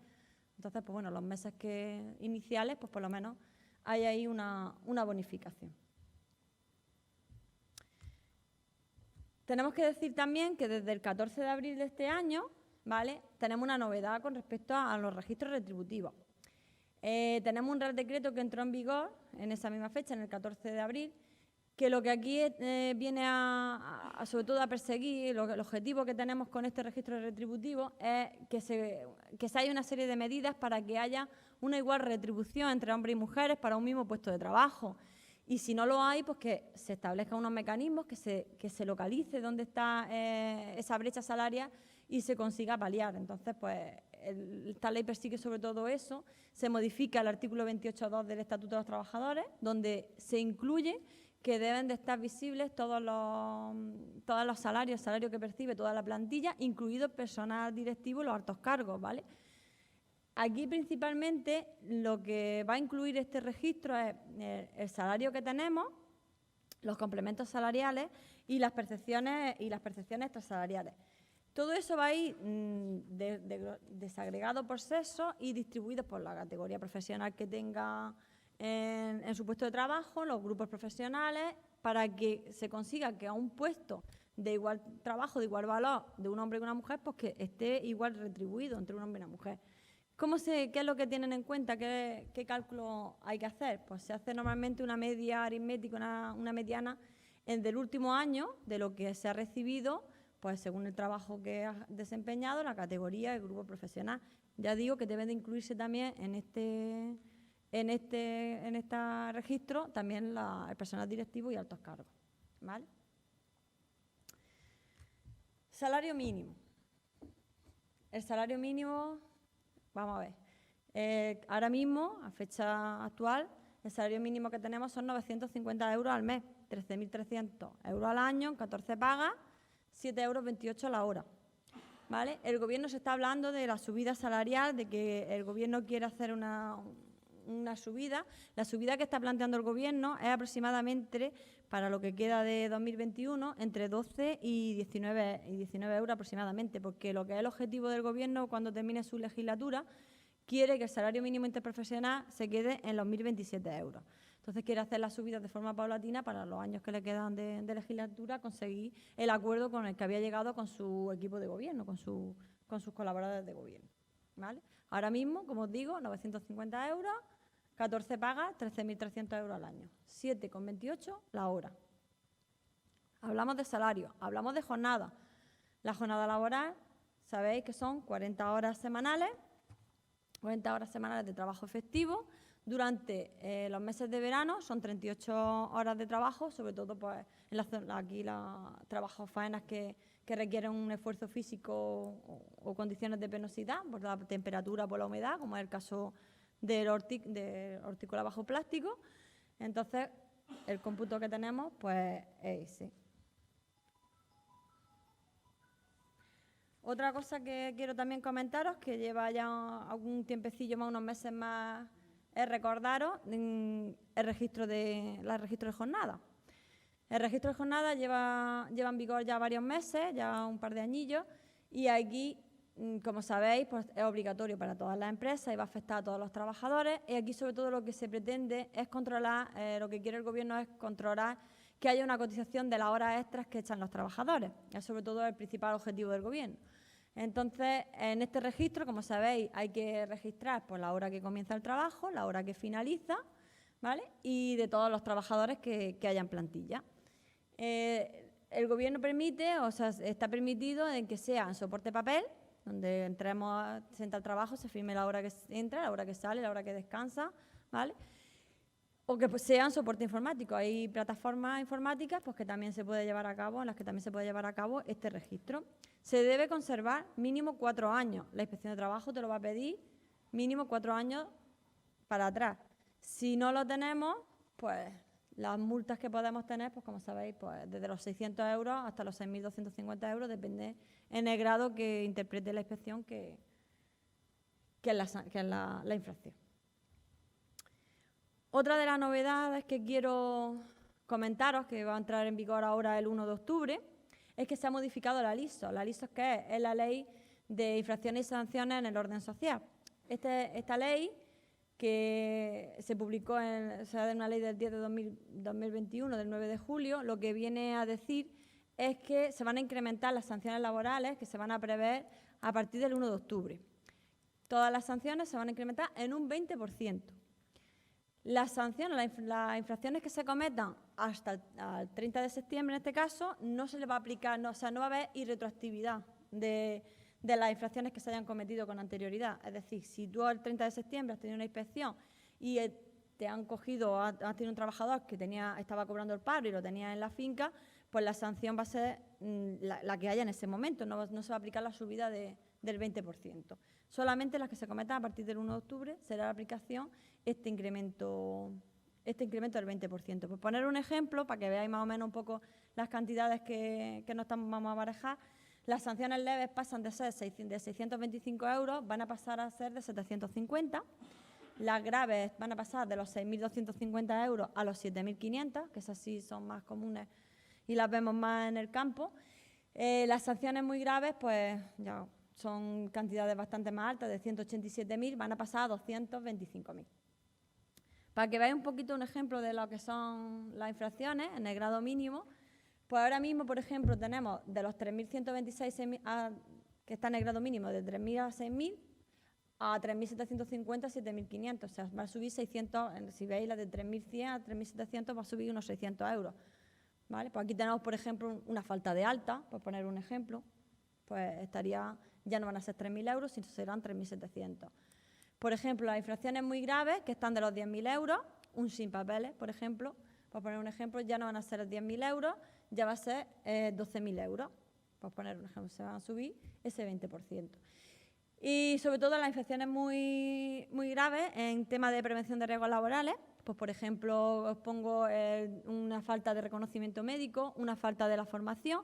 Aquí estamos hablando que pasa de los 2.046 euros actuales a 2.451 euros. Se van a incrementar aproximadamente unos 300 y pocos euros, ¿vale?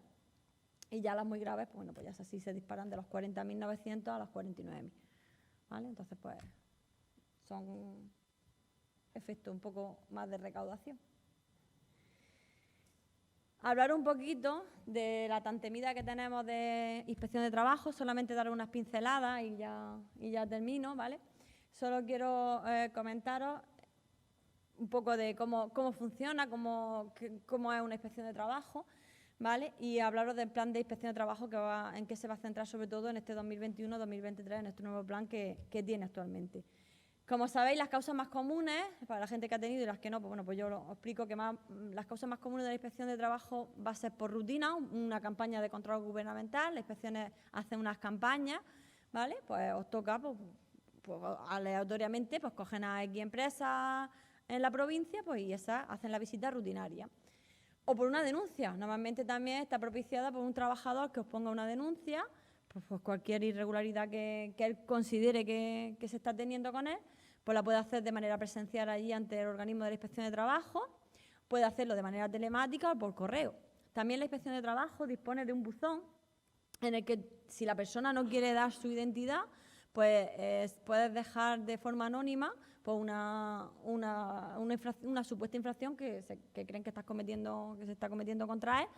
Entonces, pues ya aquí decide la inspección, decide el Ministerio si le da curso o no le da curso, depende de la veracidad que entienda que pueda tener esa inspección de trabajo. ¿Cómo es? ¿Qué hace el inspector cuando llega a un centro de trabajo? Vamos a ver, lo normal es que el inspector vaya acompañado de los cuerpos y fuerzas de seguridad del Estado, que se persone ante el centro de trabajo y que quiera hablar con la persona responsable de la explotación. Muchas veces, pues también os va a pedir que habláis con los trabajadores. Hay veces que os permite a los empresarios estar con ellos y hay veces que los trabajadores se los lleva aparte para preguntarle pues, preguntas muy típicas de cuánto tiempo llevas trabajando, qué salario percibes, cuánto es tu hora de descanso, te ofrecen agua, pues preguntas que, bueno, pues que os puede, pues que necesita saber la inspección pues de cara a comprobar si existe o no existe alguna irregularidad. Lo normal que también haga es que solicite acompañaros para hacer un recorrido por las instalaciones, ¿vale? Y que os dé una citación, una hoja, y en esa hoja pues requiera, pues, por ejemplo, la alta, la identificación si no la llevan. Normalmente deben de llevar los trabajadores la identificación. La gente que no consiguen identificar, es posible que al trabajador se lo lleven, que ha pasado en algunos casos de que algún trabajador que no lleve la identificación lo acompañe hasta su casa o para comprobar esa identificación. Ya dependerá pues, de lo que el inspector considere o que vea en el centro de trabajo. Es muy importante colaborar. Yo siempre aconsejo que haya una actitud colaboradora, ¿vale? Es preferible que el inspector vea que tú te muestras colaborador con él, que se mantenga la calma, muy importante. Pensad que, claro, cuanto mayor va a ser el centro de trabajo, cuanto mayor ámbito de actuación tenga el inspector para moverse o para ver, pues más posibilidad hay de que pueda detectar irregularidades. Pero bueno, siempre es muy importante el preparar adecuadamente esa comparecencia. Siempre es muy importante de preparar bien la documentación, de hablar previamente, si se puede, con la inspección de trabajo, con la inspectora, a ver qué es lo que persigue o qué es lo que se puede ver, pues, que le ha detectado o qué objetivo persigue con esa inspección, a raíz de qué ha sido. ¿Qué hace el inspector entonces? Pues el inspector es, si no hay irregularidades, si él visita el centro de trabajo y considera que está todo correctamente, pues archiva la actuación, se archiva el expediente y se queda ahí. Entonces, si en un plazo de 9 meses no hemos tenido ninguna notificación, no hemos tenido nada, pues se considera que se ha archivado el expediente. O también, lo más normal, lo más frecuente que haya, es que te requieran documentación. Pues por documentación como los contratos de trabajo o como consideren que el trabajador lleva muchos meses con un contrato temporal y que se debe de hacer una transformación a fijo discontinuo, es lo más habitual. Que te requiera si ese trabajador tiene hecho reconocimiento médico, si tiene la formación en materia de prevención de riesgos laborales hecha. Pues son ejemplos de lo más habitual que os puedan requerir en esa acta, en ese requerimiento de documentación. Pueden proponer, en el acta de infracción, pueden proponer si han llegado al centro de trabajo y se han encontrado, por ejemplo, y lo tienen muy claro, que están haciendo un control de empleo y se encuentra un trabajador que no está dado de alta, pues puede ser que directamente pues te venga un acta ya directamente diciendo que hay un trabajador que estaba sin identificar y que pues te propongan una sanción para que tú, esa propuesta, si estás de acuerdo o no estás de acuerdo, pues que si tiene algo que alegar o el trabajador muchas veces también lo pueden citar allí, pues para comprobar que era él o que no tiene papel o qué situación tiene el trabajador. Muchas veces también cuando hay trabajadores que están trabajando y están cobrando las prestaciones, paternidades, desempleo, pues ellos directamente de oficio van a hacer las actuaciones que consideren oportunas, pues para que esa prestación se deje de percibir, para que se sancione al trabajador y, ojo, al empresario también. La sanción por tener un trabajador que tenga papeles, que tenga su permiso de trabajo en vigor, pero esté cobrando una prestación, son hasta ahora, hasta el 30 de septiembre, son 10.000 euros. Es igual que un irregular. La sanción es la misma. A partir del 1 de octubre va a ser 12.000 euros. O sea que al trabajador lo van a penalizar, le van a quitar esa prestación y va a estar unos años sin cobrar prestación, pero al empresario también lo van a sancionar y ahí no cabe ningún recurso, ninguna alegación. Muy importante que le preguntéis a los trabajadores si están cobrando prestación a la hora de tenerlo. Es muy importante porque eso está muy penalizado y muy buscado. Las sanciones, pues, desde los 600 euros hasta los 800.000, 60 no, 600, que se me ha colado ahí un cerillo. Pues dependerá de lo que considere el inspector de trabajo, que la gravedad de lo que haya visto, de lo que haya tenido. Que también hay muchas actuaciones que se quedan y se archivan, que no todo el mundo tiene irregularidades, ni mucho menos. Hay gente que lo tiene, que casi todo lo tenéis bien y se queda así, sin un mero trámite. Evidentemente, pues nosotros llevamos muchos años de experiencia en este tema, pues siempre por nuestra experiencia, por nuestra seriedad, por los buenos resultados que tenemos, pues aconsejamos que cualquier cosa, pues que pase por nuestras oficinas, que nosotros os asesoramos, acompañamos y hacemos todo lo que haga falta, pues, para el tema de la inspección de trabajo. Como para finalizar, comentar un poquito brevemente en qué se va a centrar la inspección de trabajo en este nuevo plan que va a tener 2021-2023, que es sobre todo lo que va a buscar, en lo que se va a centrar, al margen de lo que pueda salir esporádicamente. Pues aquí, sobre todo, va a tener una mayor vigilancia en los contratos temporales, va a vigilar a todas aquellas empresas que abusan de los contratos temporales y de los contratos parciales, ¿vale? Va a comprobar también el tema de los ERTE, ¿vale? El tema de los ERES, de los ERTE, van a comprobar sobre todo que haya compatibilidad en la prestación por desempleo con la continuidad en el trabajo, ¿vale? Va a mirar mucho también todas aquellas empresas que tengan una alta siniestrabilidad laboral, o sea, que haya muchos accidentes de trabajo leves. Muchas veces todos los accidentes de trabajo se declaran a la autoridad laboral, pues va a haber una alta incidencia en eso. Los planes de igualdad que he comentado, el registro retributivo, el registro horario, el registro salarial, va a estar controlado. Los falsos autónomos, cuidado, va a haber muchos cruces de datos entre la Agencia Tributaria y la Seguridad Social, la Unidad de Fraude de la Tesorería de la Seguridad Social con la Agencia Tributaria, para verificar que efectivamente no hay un falso autónomo. Cuidado con eso, que es muy importante. La empleada de hogar, la gente que tenemos empleada de hogar, se va a controlar sobre todo que están cobrando según el salario mínimo interprofesional y que se está cotizando adecuadamente por las horas que están realizando en los hogares. Los trabajadores inmigrantes van a mirar mucho el tema del COVID, la prevención de riesgos laborales con el tema COVID, ¿vale? Van a mirar mucho que todo eso. Y sobre todo van a seguir, sobre todo el sector agrícola y el sector de la construcción, van a seguir mucho con el envío masivo de cartas, porque está siendo, pues se están dando cuenta que está siendo una buena herramienta para hacer la detección de detectar los trabajadores que llevan mucho tiempo con contratos temporales, muchas campañas dados de alta con la misma empresario y no se han hecho la transformación sobre todo a fijos discontinuos los trabajadores que proceda a hacer fijos discontinuos. Entonces esa campaña va a seguir sobre todo en el sector agrícola y en el sector de la construcción, como he dicho, donde más van a incidir, donde más se va a focalizar, sobre todo pues, porque esas cartas normalmente suelen llegar por correo ordinario, ¿vale? No suelen llegar por correo certificado, pero ojo, el que recibamos una carta y esto ha venido por correo ordinario, cuidado, cuando vienen por correo ordinario y no la vemos o hacemos caso omiso, lo que hace la inspección de trabajo es que te abre posteriormente un acta, donde te dice que tienes que explicarle el motivo por qué no has contestado a la notificación y si tienes el trabajador que te mencionaron en esa carta, porque lo digo porque en la campaña que hubo en febrero-marzo tenemos algún caso de que gente que no ha recibido la carta, pues que ahora le está mandando una nueva notificación a la inspección de trabajo diciendo que explique el motivo por el que no se ha contestado a esa carta y que explique el motivo por el que no se ha hecho la transformación del trabajador. Entonces, cuidado con las cartas, que aunque no lleguen certificados, eso no implica a que no estemos o tengamos la obligación por lo menos de contestar y por lo menos de decir, pues mira, entiendo que no se debe hacer fijo discontinuo por estos motivos o entiendo, bueno, pues si de verdad han pasado los meses que tenían que pasar y es considerado trabajador fijo discontinuo, pues ya tenéis que vosotros valorar y decirnos lo que creáis que debemos de hacer. Y no quiero extenderme más porque no sé ya la hora que es. Puedo estar aquí hablando un rato más, pero yo creo que si tenéis alguna cuestión, alguna pregunta, o si Dori quiere... Muy bien.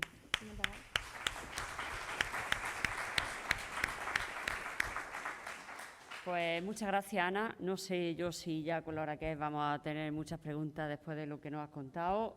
Yo sí que voy a decir 4 matices sobre lo que ha dicho Ana, ¿no? Lo de mantener la calma en las inspecciones suena muy bien, ¿sabes?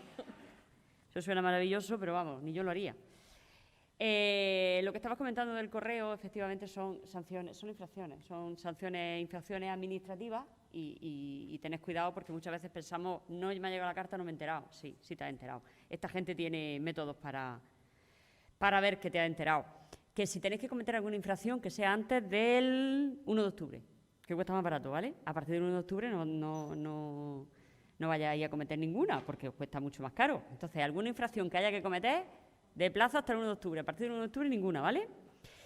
A veces no es tanto el tema del dinero, que sí, sino que yo cuando se empiezan con el tema de las inspecciones, como bien ha expuesto Ana, posiblemente el problema desde mi punto de vista, no es tanto el dinero, que también, sino el problema de que pueda haber en riesgo una vida humana, que pueda haber un accidente grave o que pueda haber cualquier cuestión. Ahí sí que nos buscamos un problema, ¿vale? En lo demás, pues bueno, el dinero no deja de ser un problema, claro que sí, pero ya se complica mucho el tema. Y además, el tema de prevención lo tienen muy, muy en cuenta y hay que tener en cuenta que ya no estamos hablando de sanciones administrativas, ¿eh? Estamos hablando, en muchos casos, en algunos casos, hasta de penales, ¿vale? Con lo cual, cuidadito con ese tema, ¿no? Yo, como digo, cuatro matices. Se está hablando de subida del salario mínimo. Ana ha sido muy prudente. Se está hablando o se está proponiendo por la ministra de Trabajo subirlo a 1.000 euros antes de final de año. Estaríamos hablando de 50 euros más al mes, el último que se ha dicho. Nosotros, como sabéis, somos la parte agraria de la Confederación de Empresarios a nivel nacional y a nivel andaluz. Quiero decir que la agraria la llevamos nosotros. A nivel de negociación somos los únicos reconocidos por ley como interlocutores sociales. Quiero decir, cuando se negocia un convenio o cuando se habla, estamos empresarios y sindicatos. Los sindicatos ya los conocemos, están ahí, sindicato de clase, hablo comisiones obreras, comisiones UGT, CSI y compañía, ¿vale? Parte empresarial, COE, siempre, no confundamos organizaciones agrarias. Las organizaciones agrarias son una cosa, lo que conocemos como organización agraria, como el sindicato agrario, es una cosa, y otra cosa distinta es confederación de empresarios, que son los que están autorizados por ley para negociar y para sentarse a negociar.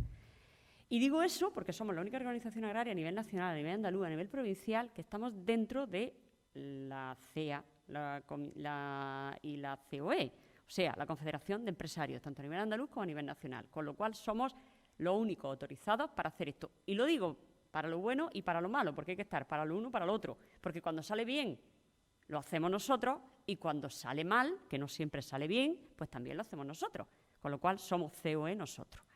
Dentro de la COE y los que negocian eso y los que están en la mesa de negociación en la COE y por lo tanto Asaja para la parte agraria, tenemos dentro de COE por los diferentes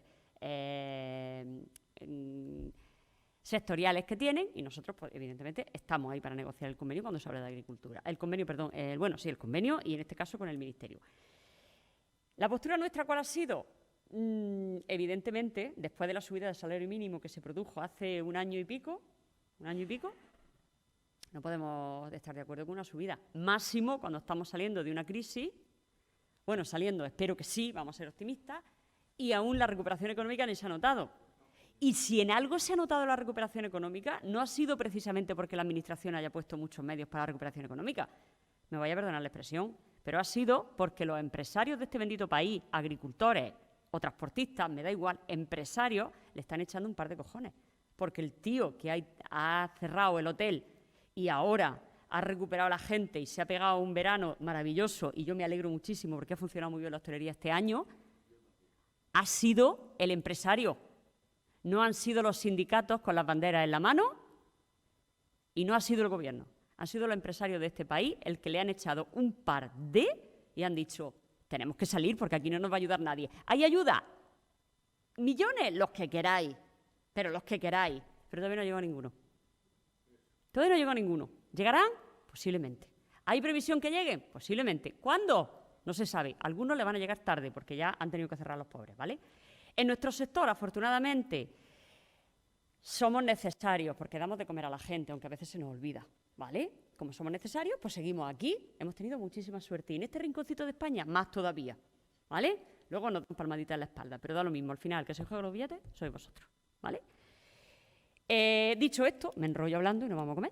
Dicho esto, la postura de Asaja con respecto al salario mínimo, no puede subirse el salario mínimo, ¿vale? Estamos de acuerdo en que el trabajador tiene que cobrar un salario digno y tiene que tener unas condiciones dignas, pero si nosotros no tenemos dinero, ¿cómo le pagamos al tío? ¿Qué vamos a ver? Por lógica, ¿no? Se ha mandado a medio de comunicación la postura de Asaja y ha sido una posición férrea esta subida, ¿vale? ¿Se subirá?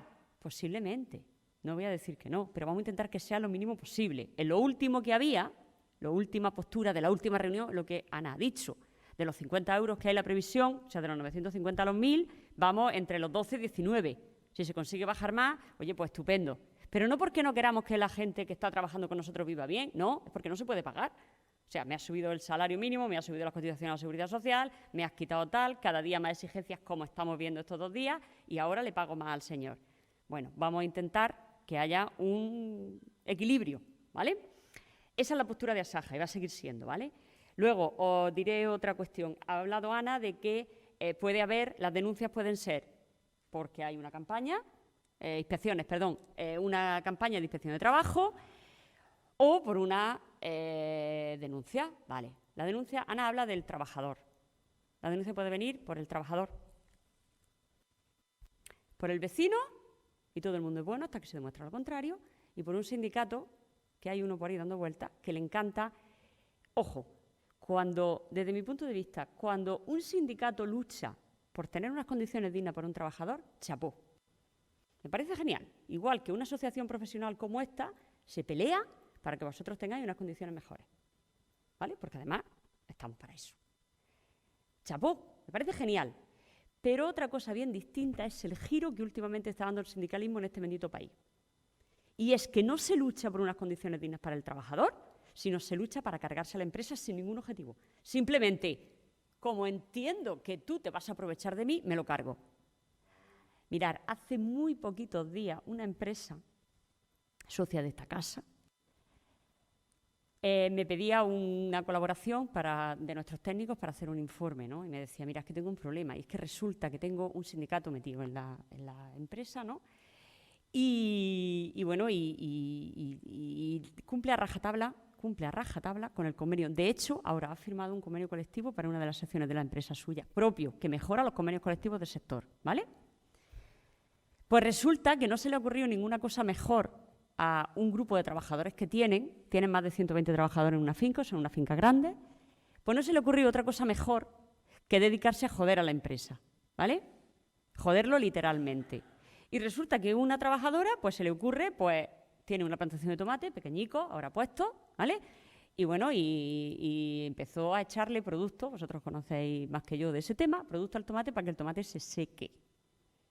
Claro, ¿qué pasó? Pues lo que pasó es que la trabajadora pensaba que los efectos de eso iba a pasar días después y dijeron, no me pillan. Eso fue por la mañana y por la tarde tenía media finca de tomate seca. Se que había cargado los tomates. Eso no es luchar por las condiciones dignas de un trabajador. Eso es joder a la empresa para cargársela. Y eso es lo que está pasando. Y eso es lo que no puede ser. Por eso digo que cuando hay un sindicato que lucha por los trabajadores, fenomenal. Ahora, ir a fastidiar a la empresa, ¿qué se pensarán? Que cuando la empresa se vaya a pique, ellos van a estar cobrando el paro posiblemente, ¿no? Pues las denuncias pueden venir también por parte de los sindicatos, con lo cual, tener cuidado porque esto se está dando y esto está pasando, ¿vale? Al margen de lo que Ana ha dicho, que muy bien, ¿vale? Os hablo de 2 cuestiones más y ya me callo. Sabéis que se está planteando una reforma laboral, ¿vale? Y la reforma laboral se plantea, se habla, no sé sabemos si va a salir o no. Yo, francamente, espero que no, porque entre otras cuestiones, tal como la están planteando, ¿vale? Entre otras cuestiones vienen a eliminar los contratos eventuales. Todos los contratos eventuales. Se van a contratos fijos y fijos discontinuos. Estamos en ello, estamos negociando, hemos presentado nuestra postura, ¿vale? Nuestra postura es tener un contrato eventual de campaña. Quiero decir, ahora tenemos 2 tipos de contratos. Está el 501, que es por eventual por circunstancias de la producción, que se llama el histórico contrato, y tenemos el 401, que es por obra o servicio. Eso lo conocéis todos. ¿Qué contrato le hago? Por obra. Venga, tira, ¿vale? Cierto que la legislación que ahora mismo hay, pues ese tipo de contratos no se ampara del todo, ¿no? Entonces, ¿qué es lo que quieren hacer? Pues lo que quieren hacer es eliminar esos contratos eventuales e irnos a todos a fijo o fijo discontinuo. Pero fijo o fijo discontinuo, cuando el tío lleva conmigo trabajando 2 meses, vamos a ver, no podemos, ¿vale? Por las circunstancias de la agricultura, hemos estudiado aula a nivel nacional de Asaja, ¿vale? No solamente hemos llegado a un acuerdo entre todas las provincias, porque cada provincia tiene una historia, ¿vale? Y bueno, hemos pedido pues, que haya un contrato que se adapte un poco a lo que son las campañas y le hemos llamado un contrato eventual de campaña. Ese contrato, algo parecido a lo que nosotros hemos pedido, adaptándolo a nuestra legislación, está en vigor en Francia, lo cual te permite pues, que un trabajador que sea de campaña, que no sea un trabajador fijo de todos los años, porque el fijo va a ser fijo, pero un trabajador que tú necesites, que contratas, que te permita tenerlo X meses como mínimo, una campaña, 2 campañas, ¿vale? Para que realmente ver que el trabajador funciona. Pero se está planteando la eliminación total y absoluta de los contratos eventuales, ¿eh? Entonces, vamos a tener ahí pues también un problema. Nos vamos a fijo discontinuo, en el mejor de los casos, y en el peor de los casos a fijo. También es cierto una cosa, los sindicatos están pidiendo eso, pero yo creo que los sindicatos no hablan con los trabajadores, porque seguramente si los sindicatos consultaran a los trabajadores que están trabajando en el campo, no querrían lo que están pidiendo, ¿vale? Eso es segurísimo, pero bueno, es cuestión suya, nosotros a lo nuestro. Nosotros estamos pidiendo que se mantengan esos contratos eventuales y que se cree una figura nueva si nos van a eliminar el 401 o el 402. Perdón, el 401 o el 501. Eso con respecto al tema de la reforma laboral, por dar pincelada de lo que más puede afectar. Y luego comentar también que, bueno, el tema del convenio colectivo de esta provincia en el campo, sabéis, bueno, si no lo sabéis lo digo yo, lo he dicho muchas veces, pero lo recuerdo, que desde 2015 no tenemos convenio, ¿vale? Había uno en 2015, se prorrogó hasta 2017 las condiciones laborales, en 2017 empezamos a negociar, en 2018 no llegamos a acuerdo, en 2019 no vino la subida del salario mínimo, en 2020 ha venido el COVID, en 2021 aquí estamos. ¿Qué pasa? Pues que ahora mismo hay sentencias que dicen que el convenio colectivo que había no está en vigor. Con lo cual, si el convenio colectivo no está en vigor, no tengo un marco de relaciones laborales donde yo pueda determinar qué le tengo que pagar al trabajador, ¿vale? Ahora mismo lo que estamos haciendo es un poco un híbrido, pero hay sentencias que dicen que no está en vigor. Si no está en vigor, nos vamos a salario base y andando. Necesitamos un marco regulativo de las relaciones laborales. Necesitamos un convenio. Pero no hay convenio porque lo que no podemos es firmar un convenio a cualquier precio. El precio de hora no lo han puesto ya. No lo han puesto ya porque no hemos ido a 7,28. Ojo, 7,28 con las vacaciones incluidas, ¿eh? Esto está cambiando. Inspección de Trabajo ha dicho que en esos 7,28 hay que descontar. Se pueden descontar, y ya hay una sentencia, se pueden descontar las vacaciones del trabajador. Quiero decir, el precio no va a ser a 7,28 la hora, va a ser menos, a 6,40 y algo, ¿vale? Bueno. Le descontamos el precio de las vacaciones, el salario de vacaciones, y lo que se hace es que al final del periodo, si el trabajador no disfruta de sus vacaciones, se le pagan esas vacaciones, entonces sí, y se cotizan esas vacaciones. ¿Cuál es el problema que está habiendo? Pues que resulta que el trabajador no puede cobrar el paro en el momento de que termina hoy, termina de trabajar, no puede cobrar el paro mañana. Se tiene que esperar a que se le cotice los 10 días, los 5 días, los 4 días de vacaciones que tiene y empezar a cobrar el paro después. Eso tampoco le está gustando. O sea, quiere el precio ahora 7,28 más las vacaciones. No, yo te descuento las vacaciones y te las pago al final, si disfrutas de las vacaciones. Pero es que si tú tienes que disfrutar de las vacaciones, tú no puedes cobrar el paro. Y ahí ya están empezando a surgir los primeros problemas de este tipo de que los sindicatos decían, maravilloso, hemos conseguido, hay una sentencia por ahí, el otro día salía a la luz, donde dicen esto. O sea, si usted ha cobrado a 7,28, resulta que ha cobrado sus vacaciones, pero yo le voy a quitar los 10 días de vacaciones que tiene porque tiene que cotizarlo, no va a cobrar el paro. Yo le he pagado a 7,28 y cuando termina su contrato y tiene que empezar a cobrar el paro, no cobra el paro hasta que no disfruta de los días de vacaciones porque aunque ya lo ha cobrado. Eso no le está gustando nada, pero eso es así, en legislación, ¿vale? Ya hay una sentencia y ya están diciendo que, oye, a lo mejor esto no es lo que queríamos. Por eso digo que muchas veces los sindicatos hablan y las bases suyas no quieren eso, lo que están diciendo, ¿vale? La situación ahora mismo está así. No tenemos convenio, a mí me gustaría que lo hubiese. No se va a firmar un convenio, lo sabéis, Asaja no va a firmar un convenio a cualquier precio, pero también es cierto que las perspectivas que tenemos no son buenas, quiero decir, sobre todo en términos económicos, ¿vale? El convenio hay que cumplirlo, no lo voy a repetir porque lo sabemos todo y lo cumplimos todo, ¿vale? A partir de ahí, de ese precio, de esas condiciones, si alguien tiene alguna duda, Ana lo ha dicho, y Ana sabéis perfectamente que es una gran profesional y experta en este tema, porque además lleva ya muchos años, ¿no? Me da igual Ana, que Eva, cualquiera de la oficina, ¿vale? Cualquiera de los técnicos de la casa. Preguntar, pero la legislación, o sea, eso no podemos obviarlo, hay que cumplir el convenio y no hay, como hay un periodo ahí que tenemos, pues bueno, dentro de lo que hay vamos a cogernos un marco de relaciones laborales.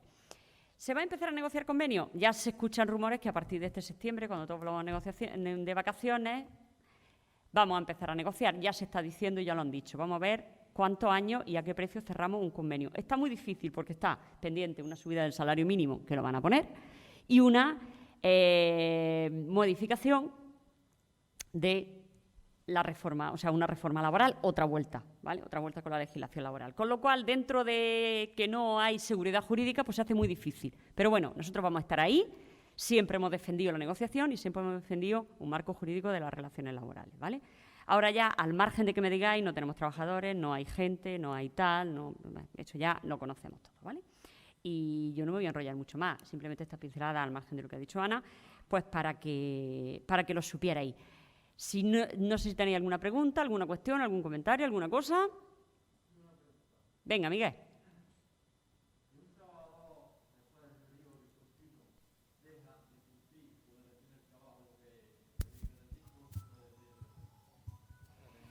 A ver, si un trabajador fijo discontinuo...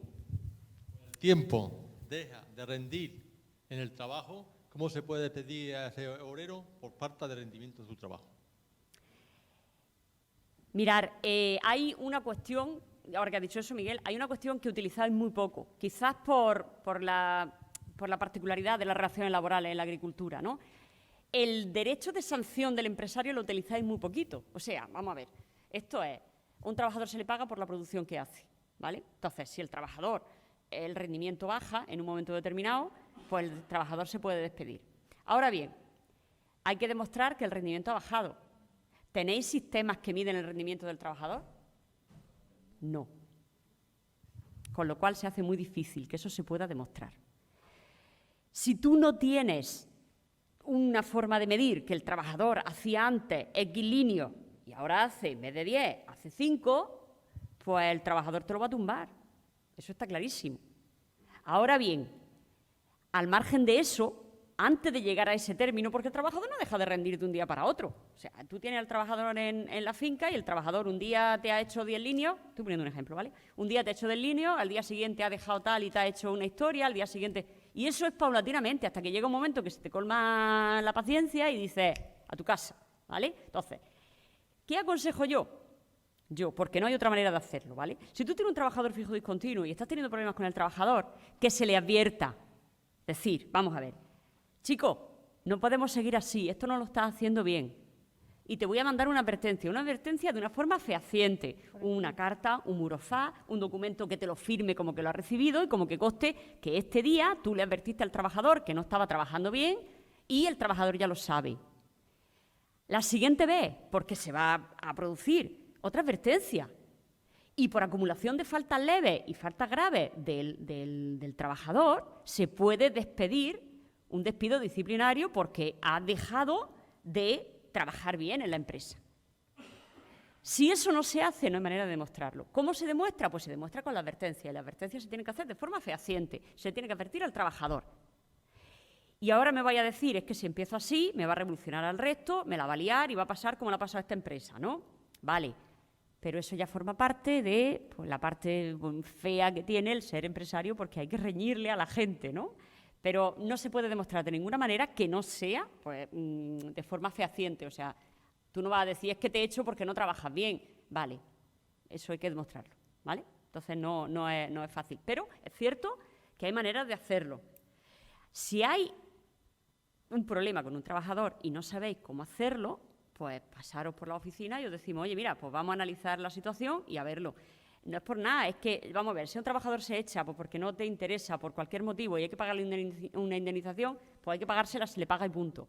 Pero si un trabajador hay que echarlo porque baja rendimiento, porque te está dando problemas, porque te está arrancando los tomates, porque está cortándole la cabeza, porque está fastidiando al resto y te está bajando la producción, a ver, hay motivos justificados que hacen que pueda echar al trabajador por un despido disciplinario sin tener que pagar una indemnización por despido.